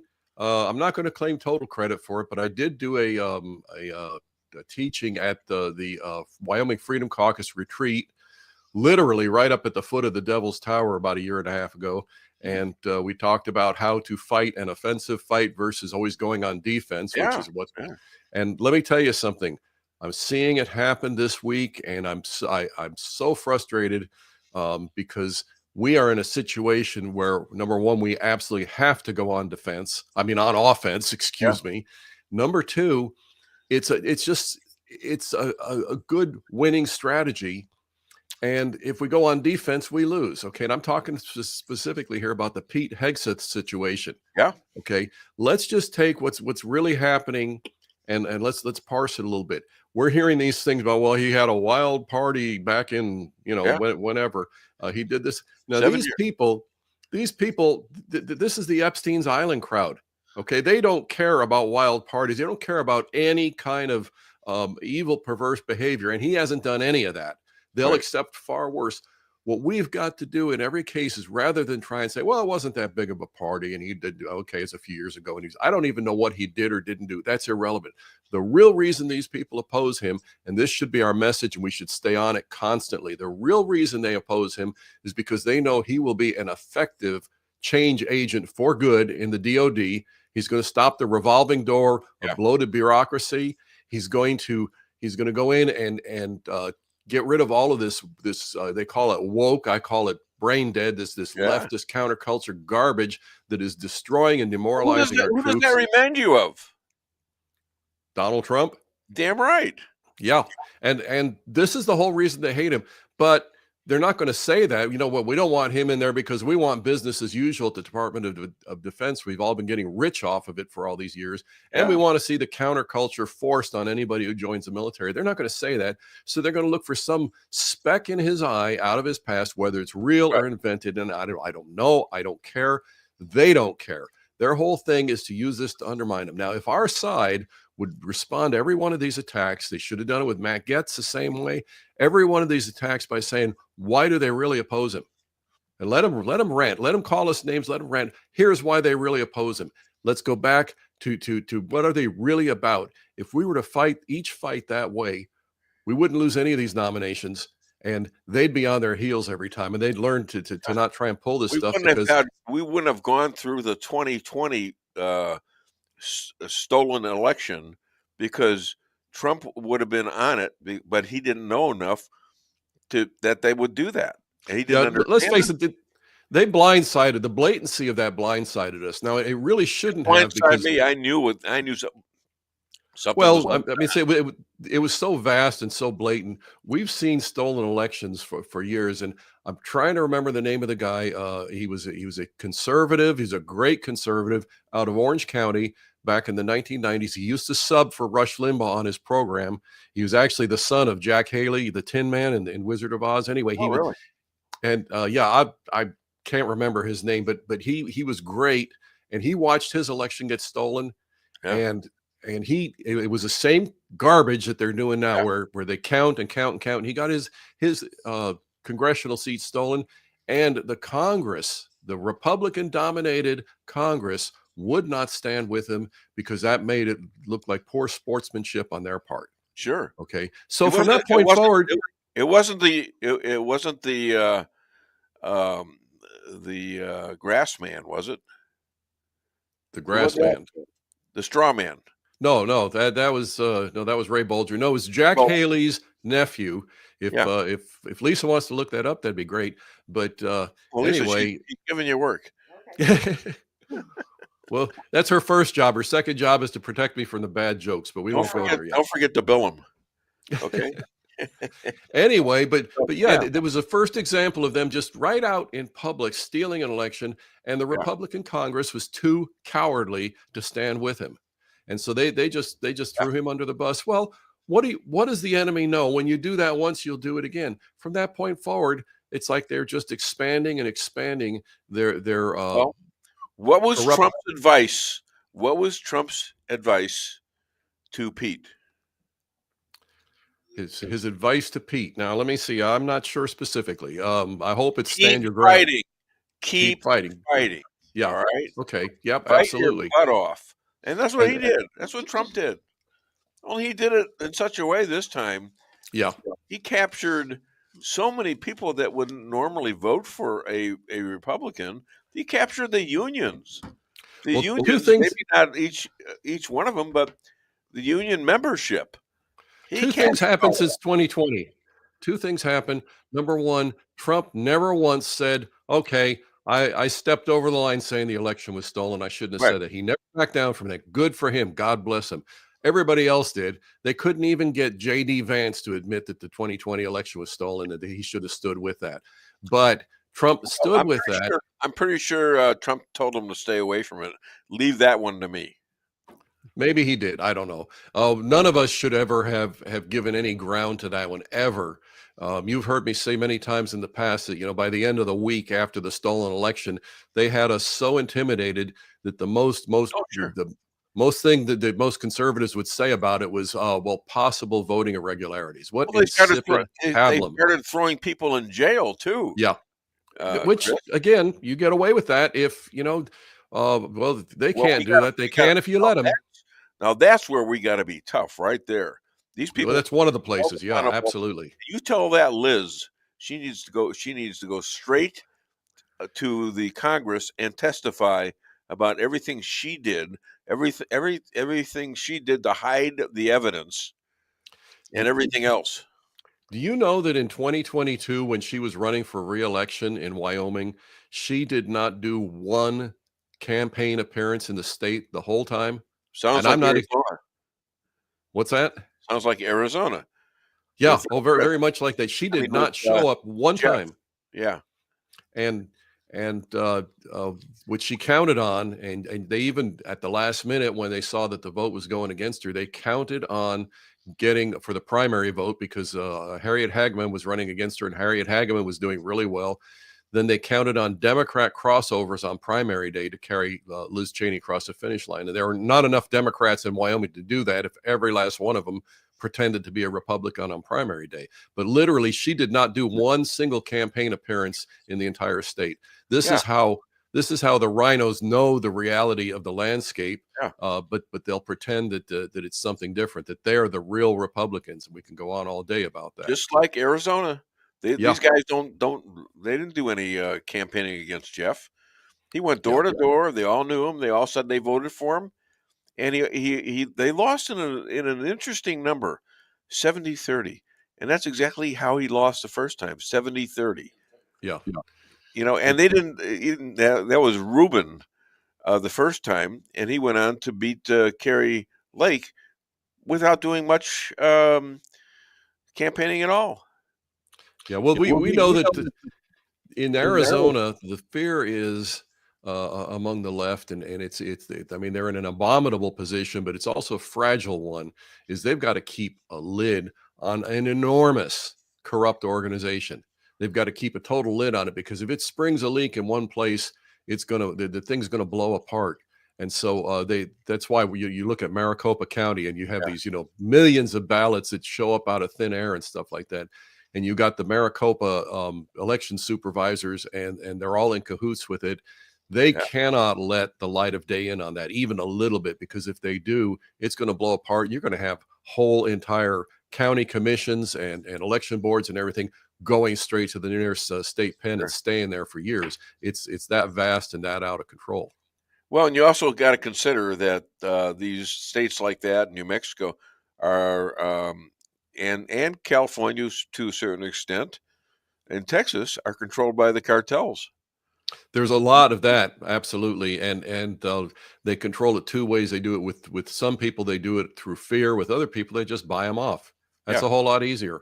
Sure. And again, the one thing when Trump was running in 2016, and we all just didn't know exactly what he was going to do, because he's been a Democrat in the past, whatever. Sure. And the one thing that he had that really struck fear into the establishment was he couldn't be bribed. How do you bribe a billionaire, with $1 million here, $1 million there? He couldn't be bribed. He couldn't be bribed, but I'm pretty sure other people with a lot of money could be bribed. Okay, well, but he didn't do it, and that's why he got hell. All right, because he was an honest guy, and he wasn't doing it for the money. Even a billionaire could do it for the money, for the fame, whatever. But he didn't want. He didn't want that. He wanted to do it honestly, and he did. Like Elon Musk, he had all kinds of money and everything, but he saw his future for his family, for future generations, going right down the drain the way it was being done by the establishment. This is what he went in there to change. To his credit, he had good intentions the first time around. He was a bit naive. I think we all were. It's like we knew it was corrupt, but we had no idea how vast and how pernicious it was. I think there's a whole new mindset now, and again, people like Pete Hegseth are going to go in there, and they're actually going to go through up and down the halls with a baseball bat, rearranging attitudes and calling people to accountability, and that absolutely needs to happen. And that's why the Democrats are going to look and see if Hegseth has a parking ticket from 40 years ago that he didn't pay, and try and use that to attack him. You just got to fight it through, and you got to fight it through, and you got to get these Republicans to fight for him too. Well, there's two things you do with the Republicans, and I was looking this week that one of the big people in the spotlight is Joni Ernst of Iowa. Yeah. And she's not going to support Hegseth, and she doesn't know if he's quite good enough for the job. Forget it. Look at the list of Democrats, and I don't have it written down here. I didn't have time. Write down the list of the Democrat nominees that these absolute kookburgers, these absolute corrupt leftists, that she did go ahead and vote for their confirmation. And so don't tell me that Millie, yeah, and look at Millie and look at Austin. Yeah. These guys put in woke policies into the military. They weren't running; they were running a kindergarten, not and I will. Where you're supposed to kill people.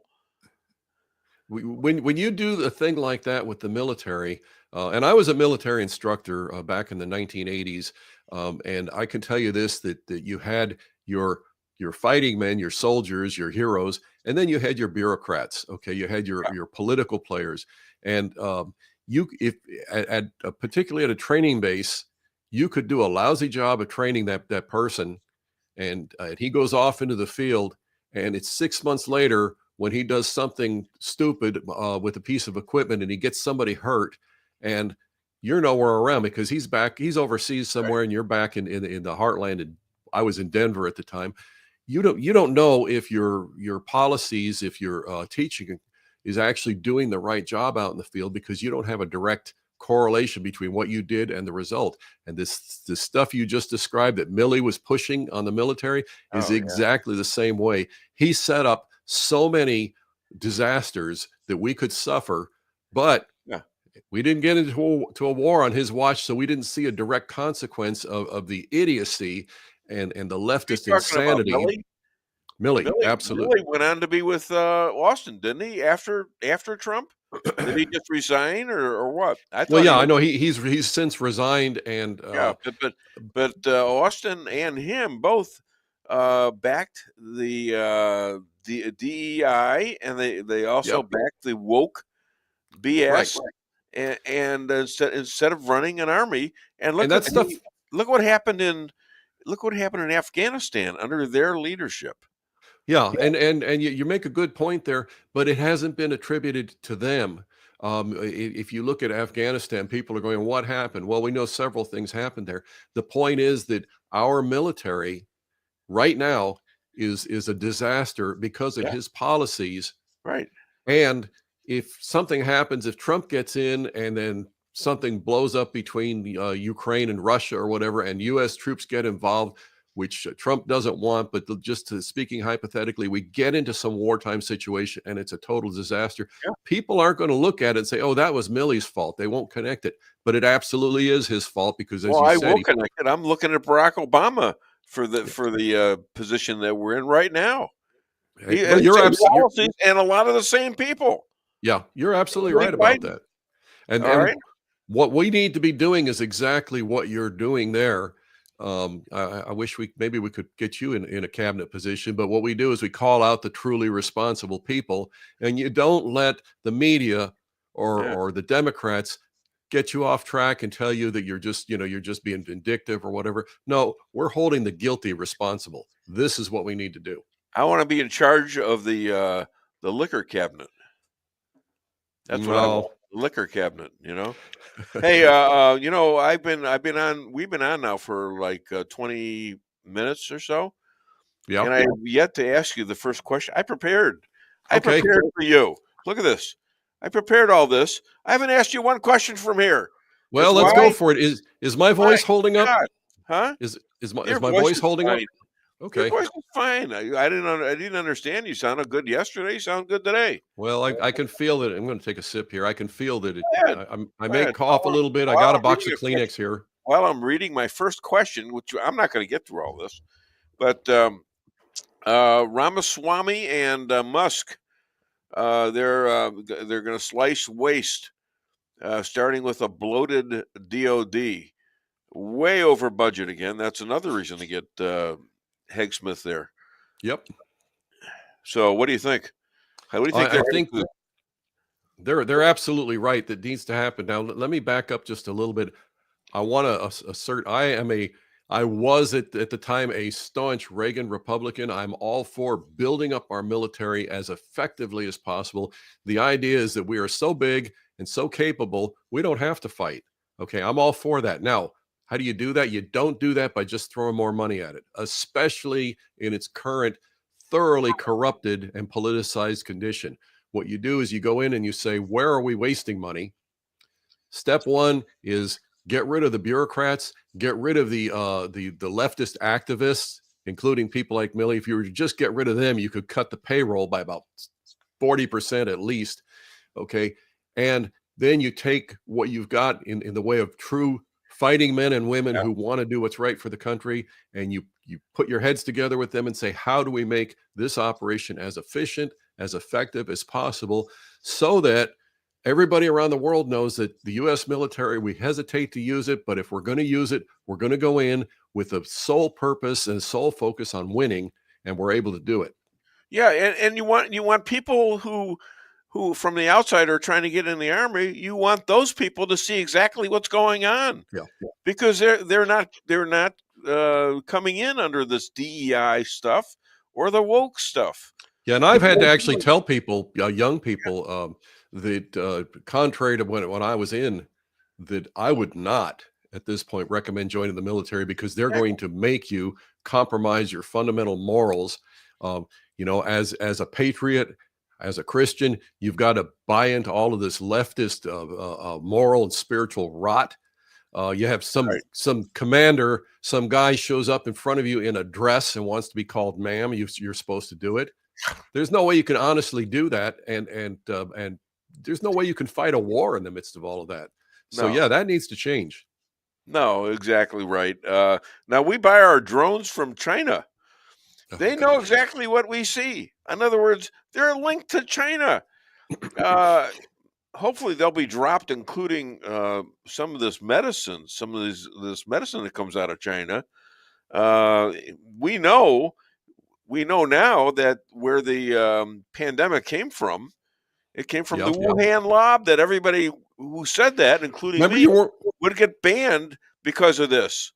Let's go back to both of these here. First of all, you're not allowed to say that it came from the Wuhan lab, and you look at the fact that it really did, but you're not allowed to say it. What does that go back to? That goes back to, maybe I'll get him to hold up my book there. It goes back to Alinsky. You can't speak the truth, or we're going to attack you. And so this is how you beat it, folks. You don't follow the leftist rules. Okay, you follow our rules. I didn't retract that at all. No, and God bless I was you. one of the lucky ones. I got banned, but not horribly banned. They cut a bunch of people off of my show. But they had a silencing effect on all of us. Yes. Now let me give you another little example. I worked for a coal-fired power plant back in Wyoming. That was my professional career. What's that? You were what? I worked for a coal-fired power plant back in Wyoming. Okay, they were upgrading their control systems to where they were computerizing all the controls. Yeah. And they bought a bunch of memory sticks, like the little thumb drives and stuff we plug in. Mm-hmm. They bought a bunch of those. They were from China, and they found out that they all had software embedded in those thumb drives that China could go back and punch in a code somewhere and find it and monitor it. Okay, now they cleared that all out, but the point is that this is happening all over the place. The idea, who in the world would have bought a drone from China and not expected that knowingly, right? Yeah, exactly. Right. So somebody's got paid. I'm telling you, it's just that simple. Somebody said Walmart was really ready for the Black Friday, and really did a great job and all that stuff. And they're telling us to buy the stock. What happens when we have a trade war with China? What happens to Walmart? Yeah, the shelves will be empty. That's what I'm thinking. Yeah, that's why I thought. Well, no, I don't think so. That's the plan. Next question. All right, next question. Let's see. This banning of federal employees from having to go to work instead of working at home. Okay, he's pardoned them from going to work. Okay. By the way, at some point we need to talk about pardons. Absolutely. As far as that goes, that's another great example. Now, you mentioned Walmart. The shelves are empty. What do? You go up the street to somebody else to buy something. Okay. If Walmart does too much of that, they go out of business. Okay. What happens if a government job is not actually functioning? They're not actually getting any output from anybody. What happens? You know what? They get their budget the next year. And so there's no need. It can be. I mean, there's good people in the government that work hard and fight for the country, and I believe people like Pete Hegseth will be one of those, and he will determine who on the DOD is actually worthy to keep there. But you got an awful lot where it's just a welfare program for them. It's a welfare program, and it's not what it was meant to be. Absolutely, and right. it ruins countries. Look at our deficit. I mean, how many? How many trillions of dollars? Trillions. Yep. Like 35 trillion or something like that. Yeah. and they want to spend more money. Give me a break.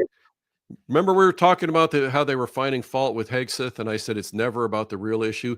Do you remember during the Trump years, just a few years ago, just 4 or 5 years ago, we couldn't afford $5 billion for the fence, for the wall, because of the deficit? You're telling me that one of those people? That's what they were saying. Exactly. You telling me they really cared about the deficit? Of AOC all dressed in white, and she's down on the ground, and she's crying for the children behind the fence. The problem was there was no children behind the fence. It was all a fake. It was staged, yeah. Staged. Now, what does she really think of her followers and minions when she does things like that? Does she really respect them? Does she fight for them? No, she thinks they're a bunch of idiots that she can manipulate with stuff like that.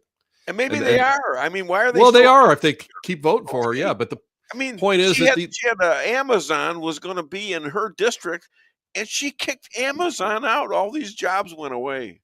Yeah, because she was anti-capitalism. Yeah. All right, you want more, right? Sure. Let's talk about the pardons at some point. Well, okay, all right. Let's do that because I have to do a commercial here pretty soon, and I got another guest coming on at the hour, top of the hour.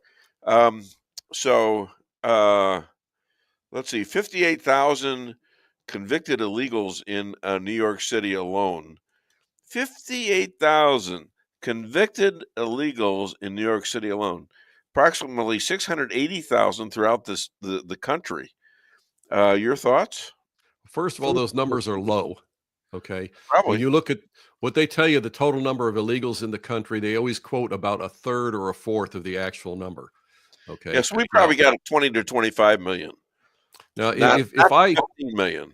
If I find a burglar and I drive up to Dave Weinbaum's house and I let him off at the door and he goes and breaks into your house, and then he comes out and hops in my car with your stereo and stuff, and I drive away with him, what am I? I'm aiding and abetting. You're the SOB. Wait a minute. You're the SOB that did that? Because that just happened to me. Well, oh my God. See, the point being that every criminal act of those illegal aliens, they need to be held accountable for, and the people who enabled it, the people who opened the borders, the people who brought them into those cities need to be held accountable for it. Okay. Yeah, no, I agree. This is going to be a big mess. It's going to be really interesting with Tom Homan. Yeah. What a tough guy he is. This is what we need. They're all getting death threats. You know that, right? Oh, I don't doubt that. I mean, this is how the left operates. Yeah. Huh? Spam. Okay. I just got called by spam. Maybe that was for you. I don't know. All right. So what else you want to do? I missed something. Well, I'm ready to keep talking, but I'm looking at the clock here. I could talk for the next half hour. All right. Well, other than DaveWeinbaum.net, we're going to let your voice go silent here because I know you're struggling. I'm struggling actually too. I think you gave me something. I don't know what it is. Other than DaveWeinbaum.net, where can people find you and buy your book? My book is available on Amazon, and I'm telling you, watching our side go on defensive again this week, it still needs to be read. I wish I could get into the hands of these people. This is how to fight and win. Thank you. And please buy this book, because this guy is smart and he's influential. He's influenced General Flynn, and he's a sharp guy, and we're waiting for him to do another book. Okay? Well, thank you. We can call him a bookie. All right, my friend. I got a great deal on a new desk. See, Lisa's not even there to look out for me today. It came in pre-cluttered. Ladies and gentlemen, you did it again. I'm going to hurt you, sir. I don't know how, but I'm going to hurt you. Keep fighting. Keep carrying that torch, Dave. And I'll yell at you. Keep carrying the torch. We need you. God bless. Bye-bye. Buddy. You too. Have a great weekend. Hi to your wife. Bye. All right, let's do a commercial. He's always late anyways. What the hell? I'm going. All right, let's do a commercial. Bye, where my sponsors are. Hit it. Your home is your castle. You don't need unwanted hassle. Don't let those creatures move in to stay. Let us protect your investments. That's what we're all about. Plank Termite and Pest Control will save the day. Plank is locally owned and family operated right here in Rolla, a Google preferred business. Our customer service and your satisfaction is our #1 goal. So call Plank today at 368-3333. Plank Termite and Pest Control will save the day. With warmer temperatures right around the corner and allergies ramping up, now's the time to get those AC units serviced. At Hartley's, we pride ourselves in offering outstanding service with fast response times. With proper maintenance, you can make those hot days be a lot cooler and remove those pesky allergens that always seem to find their way into your home. Call us today so you can be living a much cooler and healthier life. Hartley's, community born, community raised, community serving. Call Hartley's Climate Control today at 573-368-3163.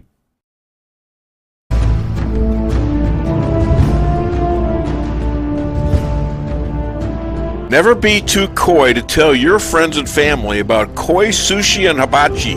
Celebrate the best Chinese-Japanese restaurant in the Midwest. Call 573-426-5551 to make a reservation or order takeout.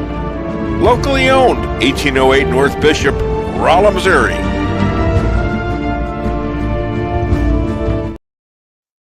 We can sum up McDonald's new crispy chicken sandwich in one word. Crispy. But also juicy and tender. Okay, it's crispy, juicy, tender. All one word. But then, also pickle. Oh, and potato bun, which is 2 words. Okay, we can't sum up our new crispy chicken sandwich in one word, so you'll just have to try it to understand it. Order ahead on the McDonald's app at participating McDonald's. Ba-da-ba-ba-ba. Merrill's Quarry and Asphalt, 40 years serving cities, counties, and everyday businesses with driveways for people who live and work in our little piece of heaven right smack dab in the middle of America. Call 573-578-9101 for your free estimate of rocking, rolling, paving, driveways, sealing, and striping too. That's 573-578-9101 for your free estimate. Your home is your castle. You don't need unwanted hassle. Don't let those creatures move in to stay. Let us protect your investments. That's what we're all about. Plank Termite and Pest Control will save the day. Plank is locally owned and family operated right here in Rolla, a Google preferred business. Our customer service and your satisfaction is our #1 goal. So call Plank today at 368-3333. Plank Termite and Pest Control will save the day. Busy schedule? Let your locally owned Price Chopper help you save time with online shopping. It's easy. Sign up to tcmarkets.com or download our mobile app in the App Store or Google Play. Create an account and browse through the categories and choose the items you need. When you place your order, your personal shopper will get all of the items you've selected, taking the same care you would and following your notes. We offer free curbside pickup, so you don't even have to get out of your car. Start your online order today and no online shopping fee for a limited time. Go to tcmarkets.com or download our mobile app to get started. Price Chopper. Fresher savings every day.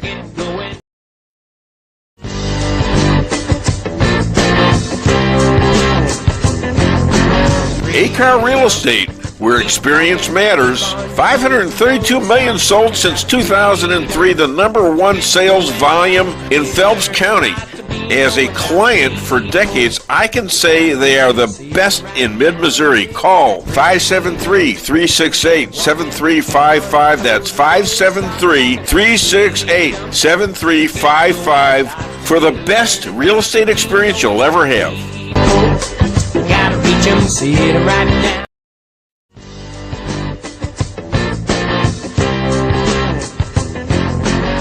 Insurance going up like crazy? Daniel and Henry Insurance is one of the largest private insurance companies in the world. Richard Boyette, 314-444-5011. He's my guy at Daniel and Henry for 10 years. Business or personal, call Richard at 314-444-5011. He's the best. At Town & Country Bank, we are committed to providing exceptional service to our customers. We do more than just provide loans for our community. We help make dreams become reality. Whether it's a new home, farm, business, or a new car, we would love the opportunity to help. Stop by one of our 2 Rolla locations and let our friendly lending team remind you how special hometown banking can be. Smart, friendly solutions. Town & Country Bank, member FDIC, equal housing lender. Ladies and gentlemen, big treat time. We've got Iraqi war platoon leader, National Guard. He's in the National Guard, lawyer, professor, philosopher, and the representative from Missouri's 21st District? 121. Yeah. 121, close enough. 121. All right, 121. The one is always stable, right, isn't it? No, it changes every 10 years. Is it really? Okay. So it could be the same number. Just to screw with your mind, or what? Well, there's a bipartisan citizens commission. I don't want to get into it, but yeah, good. Yeah, right. I don't want to hear this BS.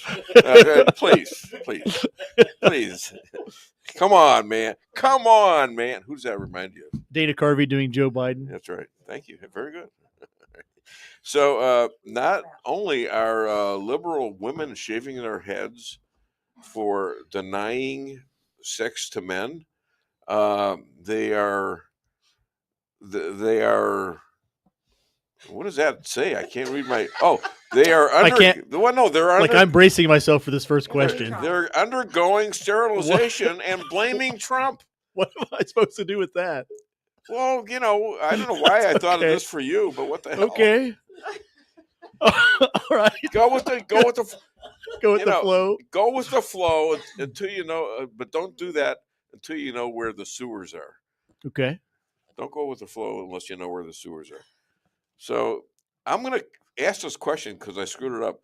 Not only are liberal women shaving their heads for denying sex to men, they're going to be sterilized, and now they're blaming Trump for that. Think about that. Yeah. These liberal Democratic women are going to exhaust the population of liberal Democratic people. Am I wrong? What is it? What is that? Is that stupid or what? It doesn't make any sense at all. I'm not sure how expansive that movement is. It doesn't hurt Donald Trump. It doesn't hurt anything going on in the MAGA movement or the realignment of our politics or reshaping government. It's people trying to protest, but it's not having an impact on what's about to happen in our country. Yeah. I think, and you're really hurting yourself when what you should do is have a family, be in a committed relationship, live your life, do the best you can, raise your kids. Those are the things that really matter in life, Yeah. Why do so many people though?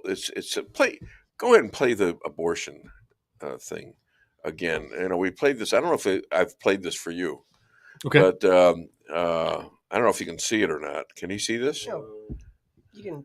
Take Got to turn this monitor around. Turn it around. Yeah, I want people to look at this again. Let's take a look here. I play it a lot, and it's from Joe Dalton at the Pregnancy Resource Center. Yeah, Joe and Jane are and great. this is a baby that's 32 months or 32 weeks. Yeah. In the womb, and you got to take a look at this. It's just Nenê do pai. Mas, meu Deus do céu, gente. Ela tá feliz, meu Deus do céu. Bebê.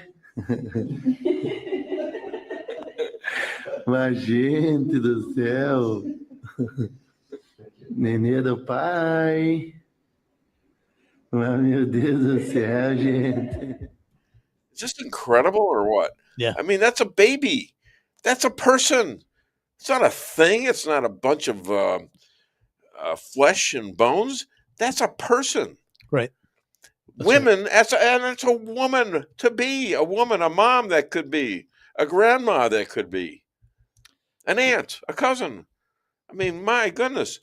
Do women understand what they're doing? Can they put themselves in that position and being in the womb? Because we all were at a certain point. Why can't they put themselves in that position and say, what if that was me? What if mom wanted to get rid of me? Would that have been okay? Yeah. Why don't they understand that? I don't think there's any question whether or not there's a human being there. I think that is completely impossible to controvert at this point. And as I was going around doing town halls and debating Amendment 3, I reread Ronald Reagan's Abortion and the Conscience of a Nation. He wrote that book in 1984. Yeah. And he wrote in there, it's not a question of whether or not there's a human life. There's a human life there. Right. The question is, does human life matter at all? And I thought about that a lot. Yeah. You know, why can't you murder another person? Why can't you take their life? Exactly. Are any of our lives valuable?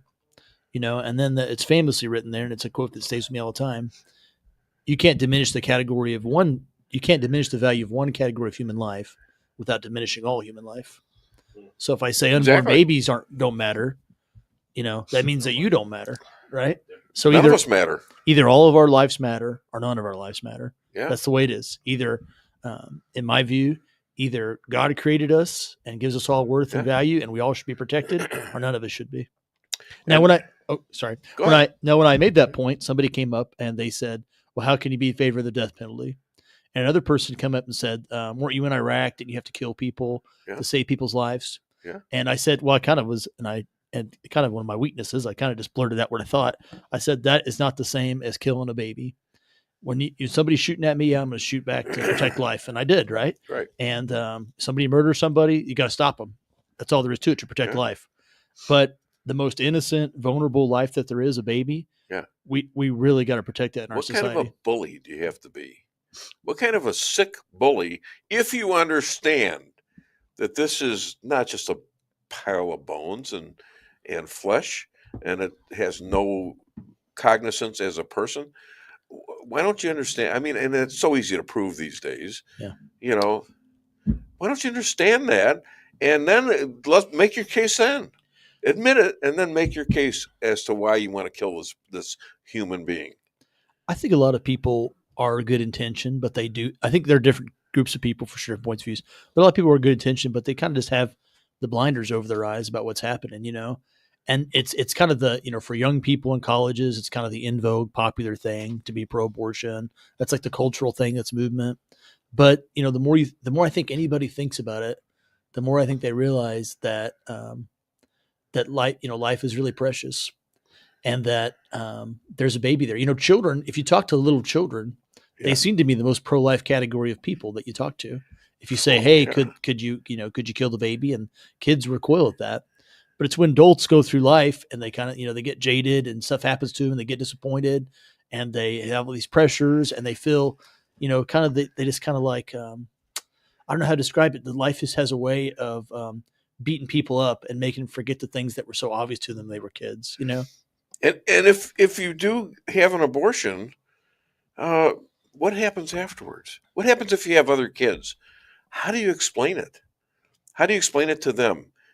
Well, what happened to my brother or sister? I mean, that's got to be... Yeah, it's tough. And it's got to be tough on the person who has second thoughts about this.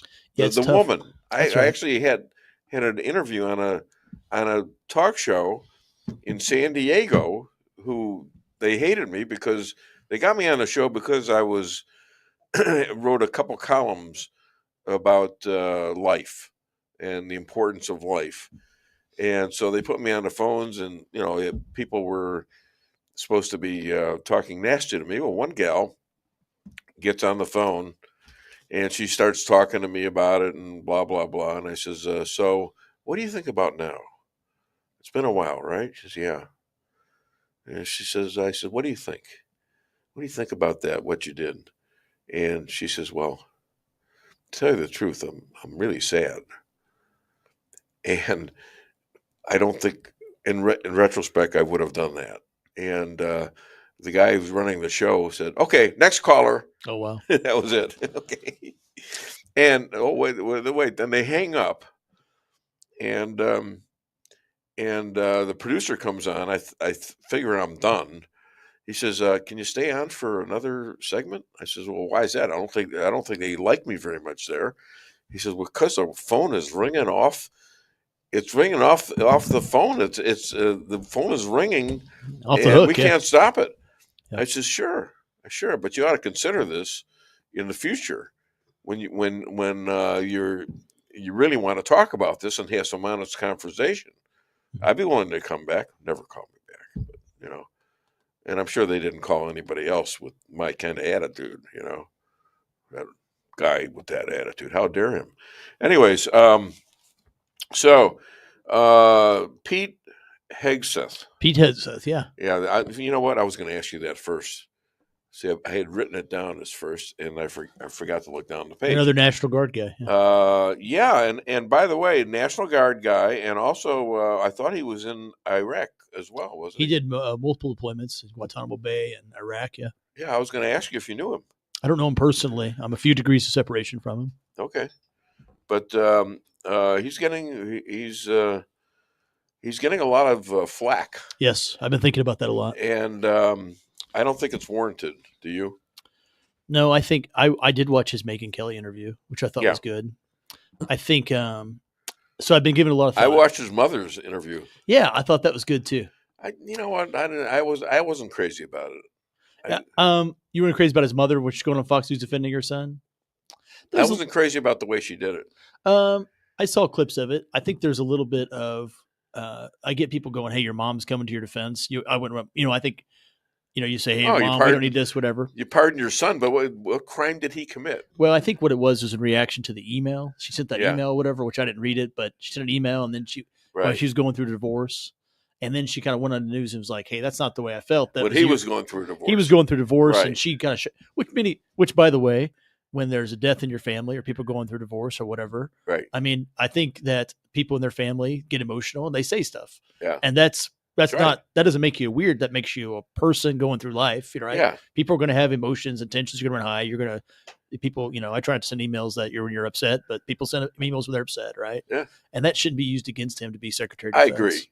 Absolutely agree. We all go through a lot of crap in our lives. Absolutely. Yeah. Right, Lisa? Yes, indeed. And yes, indeed. You even have to look at her for that one. Are we going to talk about that now? Oh, you want to talk about what happened last night? You want? No. Sorry. That'd be really funny. No, that doesn't remind me of a lot of stuff. But oh God, stuff. I don't know if I could do that. They pulled me right off the air, would they?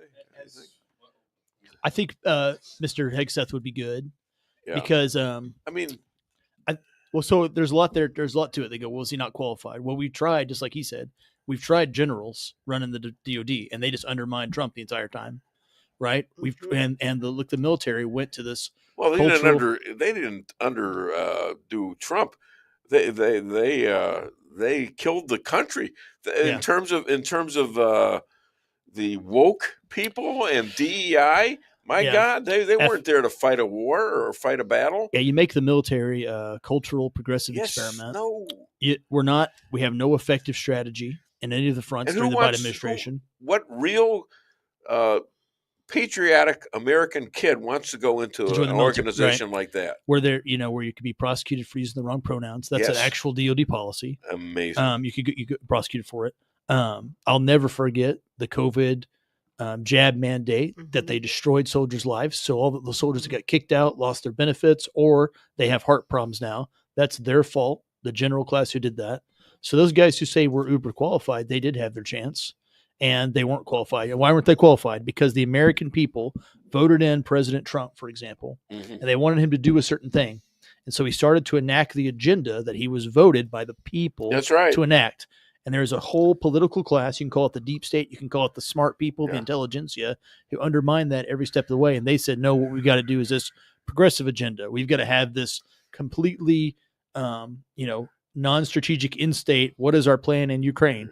There's, the Middle East fell apart, Afghanistan. Yeah. The COVID evidence mandate. is overwhelming that it was a disaster and is still a disaster. So I'll take Pete Hegseth over Lloyd Austin, who did all that stuff. Absolutely. And there's no accountability. And Milley, what about Milley? I'll take him over Mark Milley.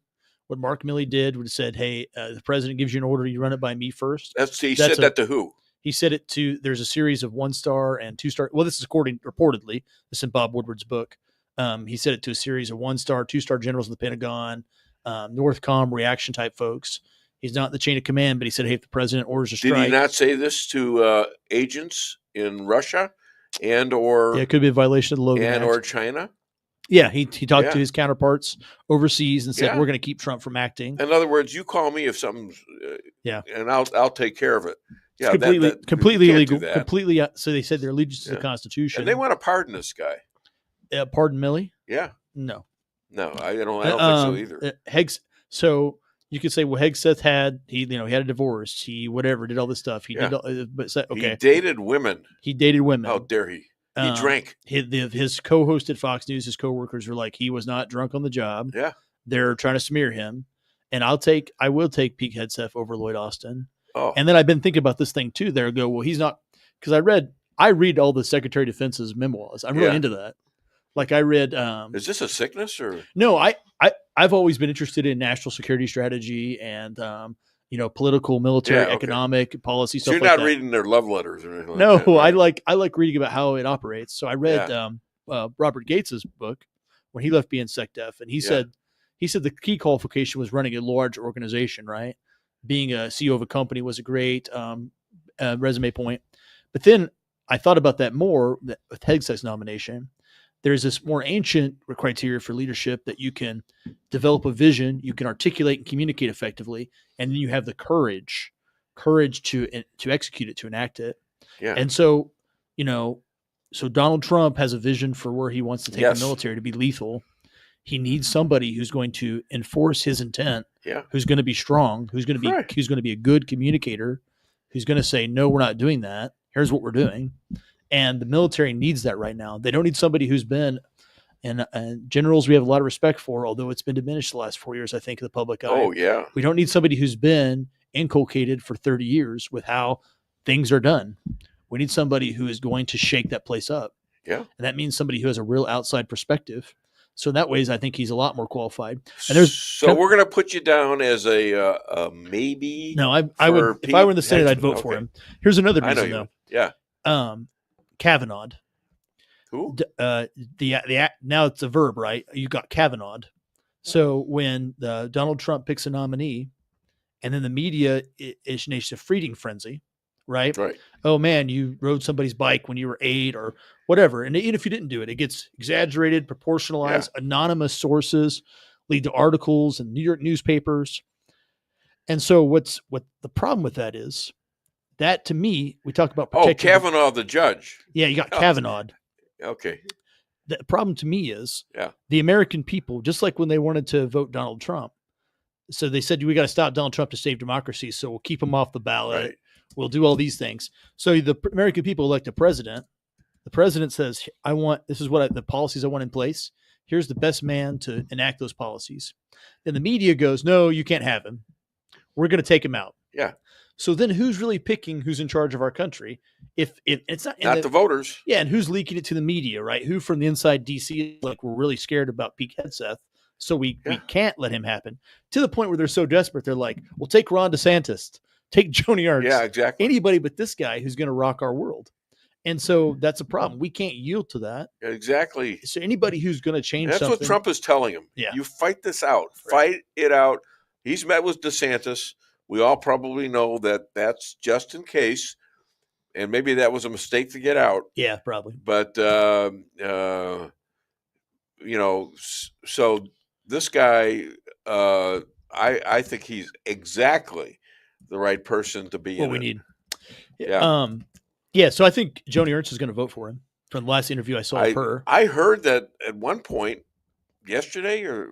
early yesterday, they had all the Republicans on board. Yeah. So I think. So who else do you got?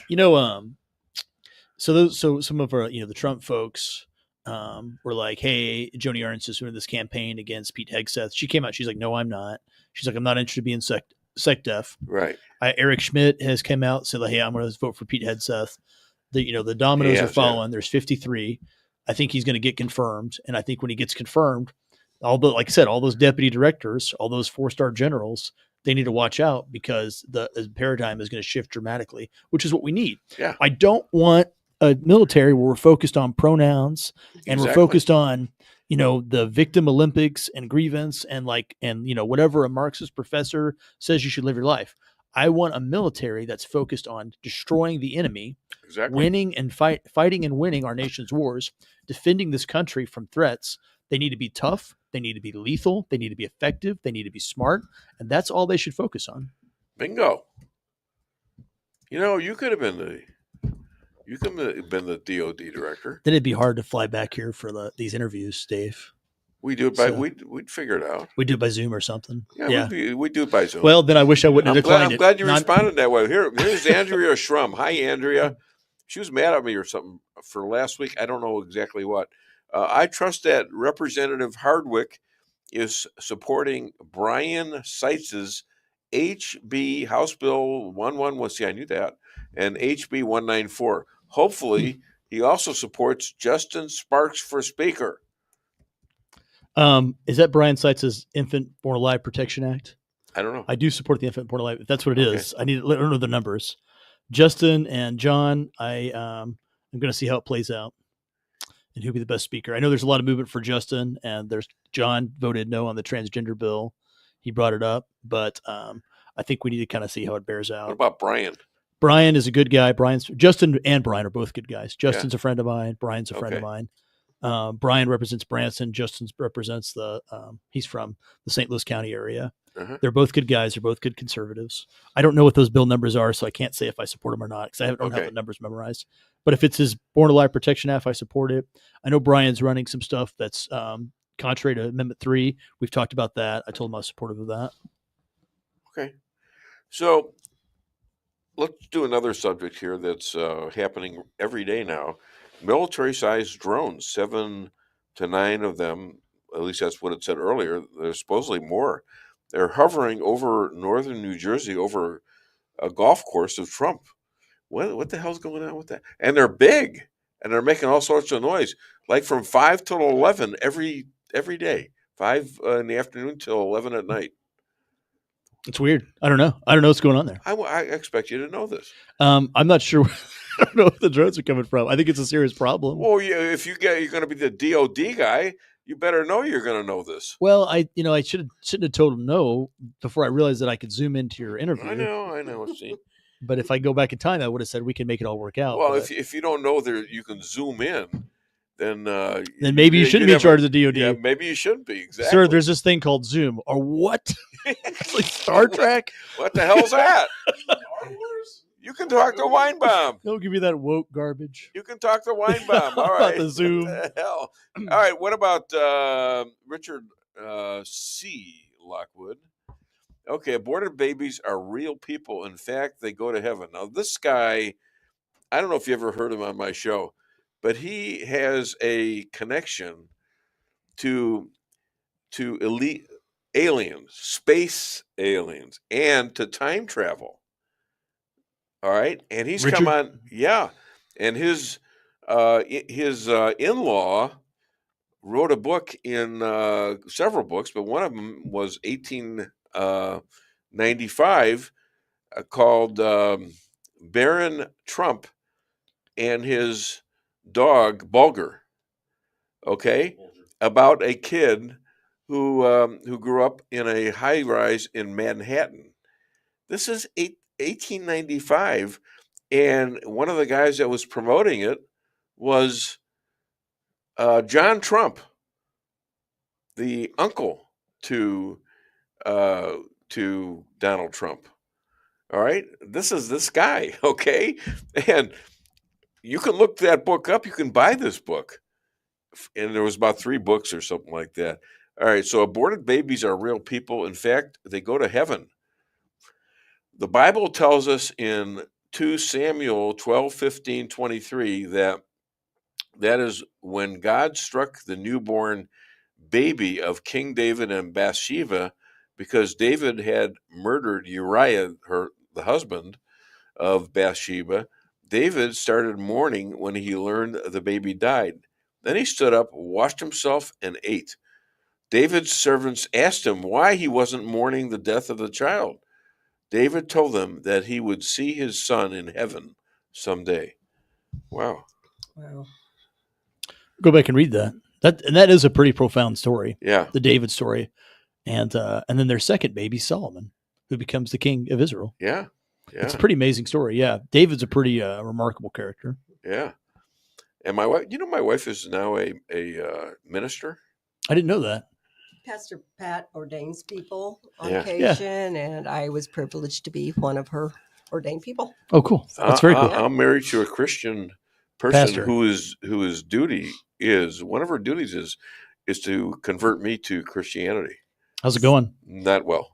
We didn't even really talk about that part. It's not going to Maybe I feel like happen. I should. It's not going to happen. It ain't going to happen. No. God has to come back and tell me. God himself has to tell me, because it's in the 10 Commandments. You shall not take another for a king other than me. Am I right? You should have no other gods before me. Yeah. And that to me is like, well, what's Jesus? I mean, come on. He's one of the trilogy, right? The trilogy. like the Indiana Jones Trinity. Now this guy, Richard C. Lockwood is a big Catholic. He's a big Catholic. Look who I got next. All right, and by the way, do you want to hang out? This could be a really interesting interview if you got some time.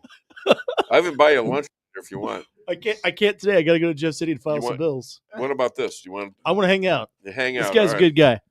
He is a good. Hey, Bill, how are you doing? News? I don't know. I don't know if he's got any news. But this man is a kinesiologist. I love saying that. He's a Division I football player, a Division I basketball ref. Please welcome all the way from Phoenix, I believe, Jeff Zink. Okay, dang it. I want to know what the news is.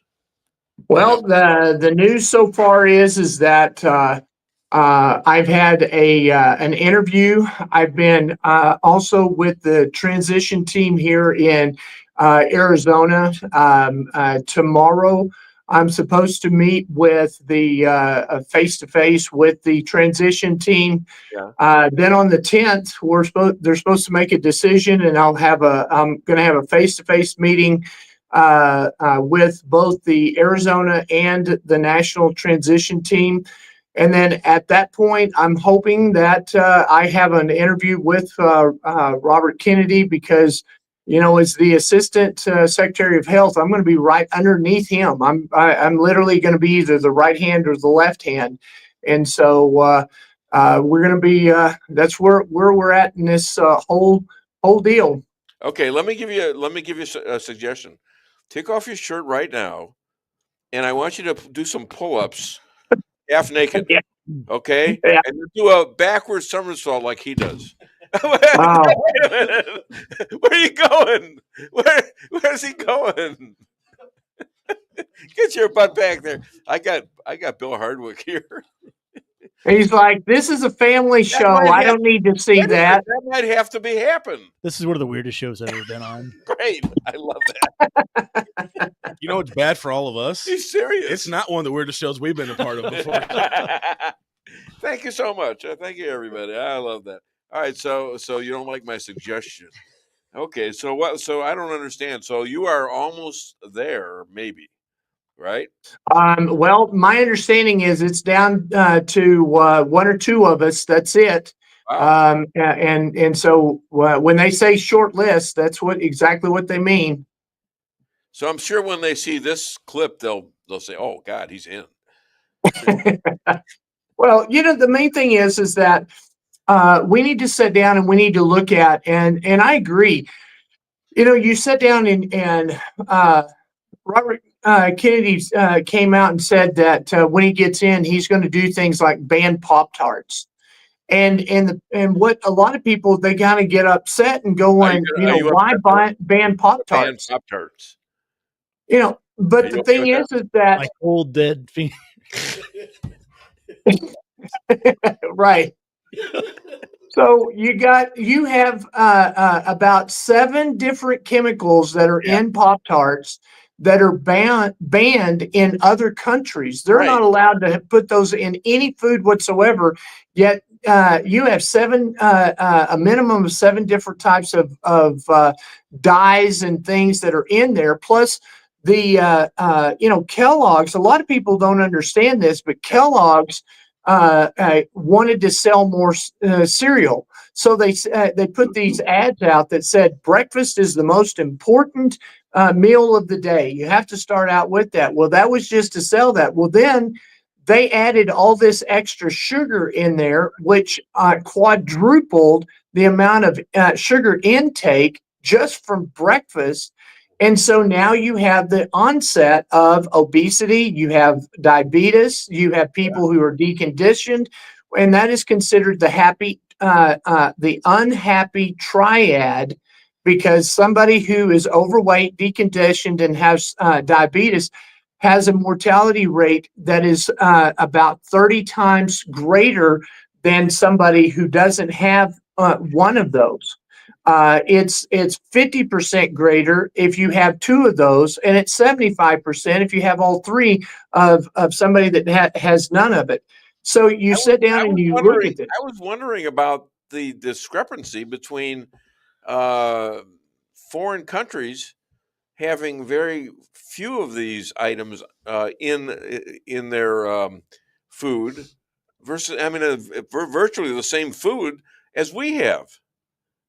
It's incredible. But it's processed different. And so that processing is taking place. We're going to have to look at the FDA and how we process our meats and stuff. And we have to make sure that we don't have anything with Bill Gates where you have processed meat that he literally has a 3D printer and they print what looks like ribs. And it looks like ribs, cooks like ribs, kind of tastes like ribs from what I've been told, but it's all chemical. And just you have no idea once you eat that over a year or 2 or 10, what are the ramifications of that? So he is not the guy you're competing with, right? Let's get that out of the way. Bill Gates is not, because he said he was interested in that. He was interested in we're going to be helping out there. We're interested in him for sure, but it's for a totally different reason. Right. The opposite. Yeah. Exactly. We're looking at somebody who is the number 1 farmer who has no farming experience. He has no understanding of what it takes to farm, yet he owns more farm in America than anybody else. And yet he does no farming. And so what is he trying to compete? And I always tell everybody. What's his motive in owning all this farmable, most of it, land? Well, you can go to TED Talks, put up there and go into TED Talks, pull up Bill Gates and his vision for the future. Watch that TED Talks deal. He tells you everything that you need to know about why he is a farm owner, because he wants to create starvation in America. He wants to reduce the population of the world. He talks directly about that and what he was doing. He talks about vaccines and how it would reduce the population. Everything's population reduction. And this was based on a 1798. I forget the name of the guy, Malden or something like that.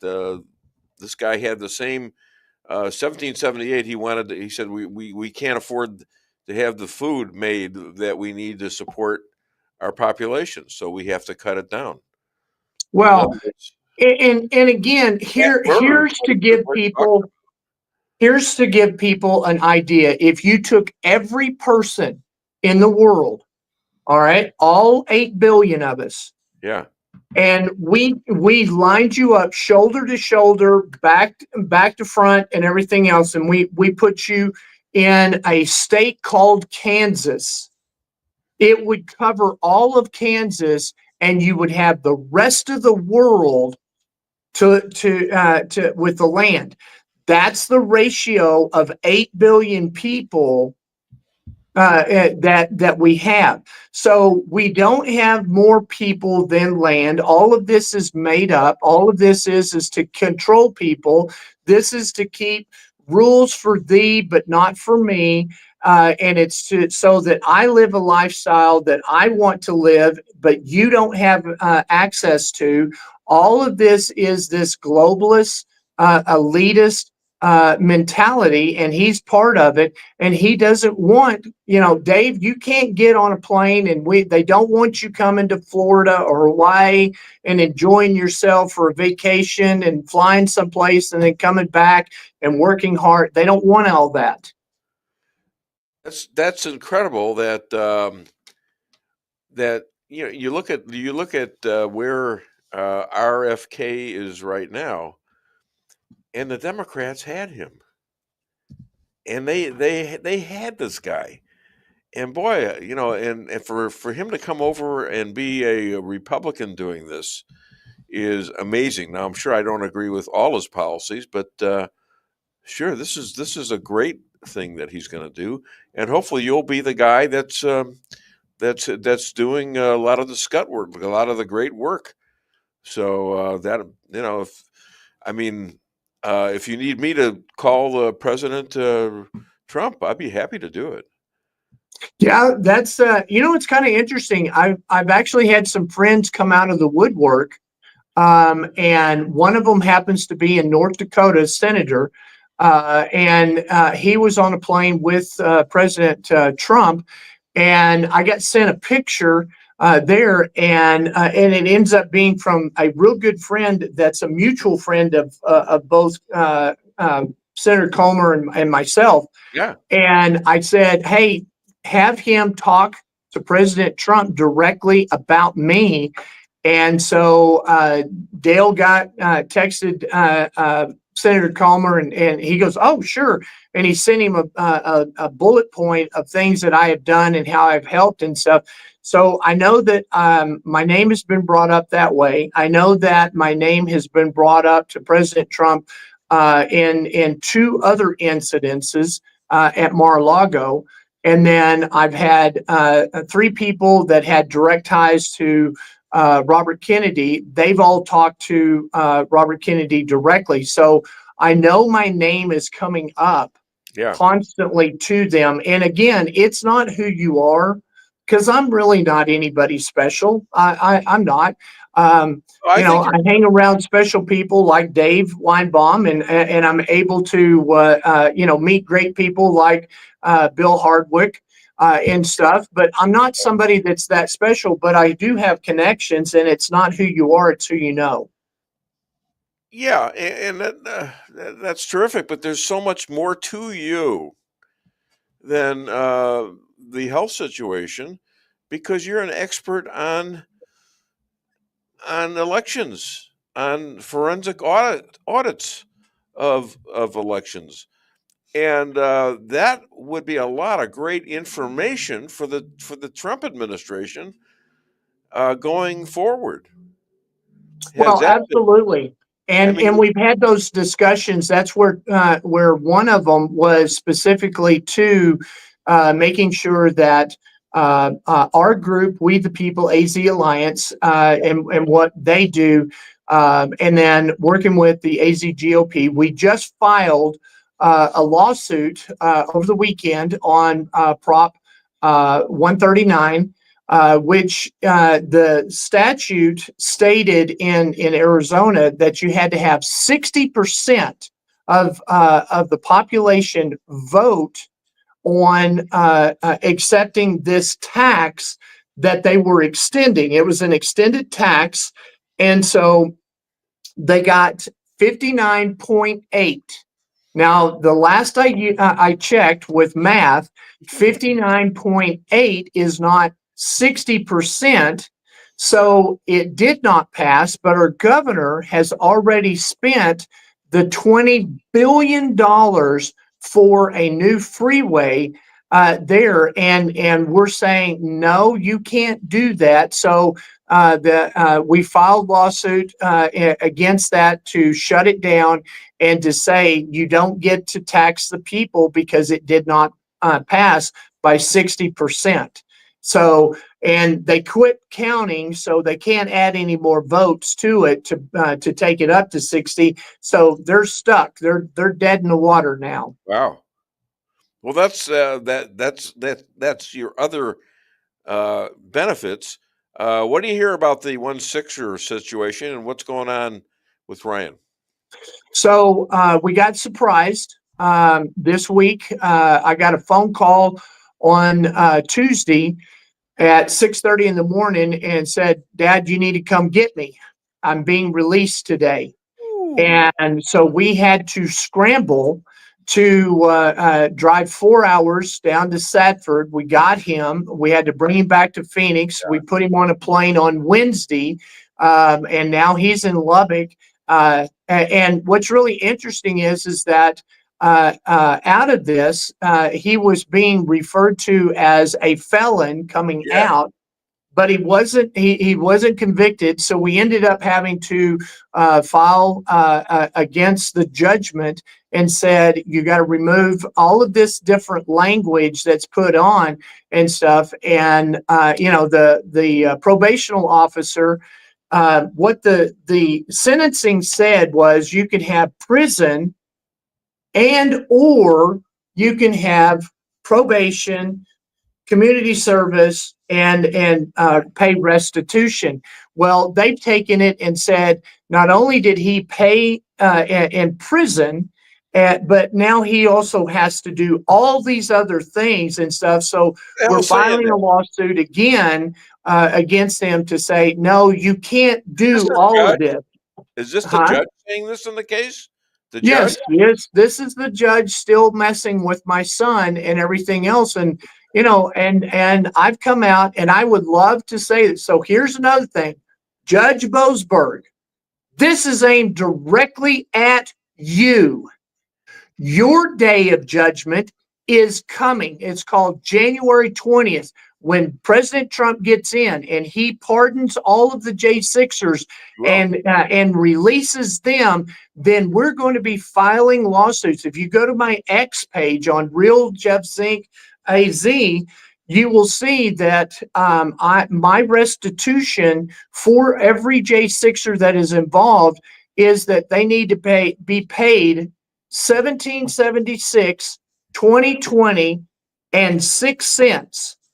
So that's set for our founding fathers in 1776. Yeah. It's for January 6th is the 6 cents in 2020. So that ends up being $1,776,220.06. And that's the base pay for everyone. Here's the thing. For every person that's spent in prison, they get $1,000 added per day. All right. If you are in isolation, that's $10,000 a day that you get from our federal government. And then it's $5 million if the Geneva Convention, we prove that you have violated the Geneva Convention, meaning that you tortured that inmate, then they get $5 million out of that. So, these are the things that I've come up with that I think is very fair for a government that was weaponized against a community that were supporters of President Trump, the Republican Party, and the Patriots. Yeah. And so see, I don't know how Trump would feel about that. I think he'd feel pretty damn good about it. Wouldn't you? Well, I know one thing. What I'm hoping is that everybody will go to my link on Maha and will vote for me. I've got 55 votes so far. I'm looking at 550 is what I'd love to have votes. And so people go there, and you have to create an account. And then it'll allow you to vote, because it has to be a legitimate person. It's something that what we're doing is completely transparent. So everything that's there is what's so important for us to understand, that Trump, Elon Musk, and Kennedy, what they're doing is they're trying to make everything transparent for everybody. Yeah, and they're trying to kill the swamp. Plain and simple. Exactly. So, Bill, do you have anything you want to ask? No, Jeff, I'm happy to hear the news that your son's been released and back home with you. That's a good deal. And like you said, January 20th, and the pardons and a little bit of justice can't come soon enough. Yeah. Oh, absolutely. And the thing is that the threat of my son was very real, because there was a guy that was murdered the night that they got my son up at 4:00, but in the middle of the night, the Pisces, the gang Pisces, which is the Mexican gang that's there, murdered a man in his cell, and so it could have very easily been Ryan. That's right. That was the threat, and so getting him out, we kind of take a breath. You probably sped a little bit to get there and to get back. Well, we wanted to get there, that's for sure. Never rat you out. But Patricia Odin Maxwell, you are special, Jeff. You've been called by God for this time. So glad you're faithful to the call. Excited about being a part of your life and what God is doing through you. And I think she's right. Well, Richard, I'm really appreciated, Pastor Pat. Thank you so much. I've had many a phone call with her. I love her to death. She is absolutely a woman of God, and I'm thankful that I have somebody like her praying for me. Richard C. Lockwood, that's a great idea, Jeff. There should also be a statue erected in the Capitol building commemorating the slain patriot Ashley Babbitt. And that's the thing. Ashley Babbitt, we need Rosalind Borland, we need Philip Benjamin, and Kevin. I'm drawing a blank on Kevin's last name. Those were the 4 patriots that died that day. 2 of them through flashbangs. Rosalind was literally beat to death by a Capitol police officer, and then Ashley Babbitt was shot in the throat by Michael Byrd, and who was exonerated by his own people in his own office. They said they investigated and found no wrongdoing. Yeah, they need to go after him too. So we'll see how that works out. All right. So anything else you want to cover? The great thing is that Biden pardoned his son, and boy, did that lay open for the J6ers and for the people coming in, because here's one of the great things that's going to happen.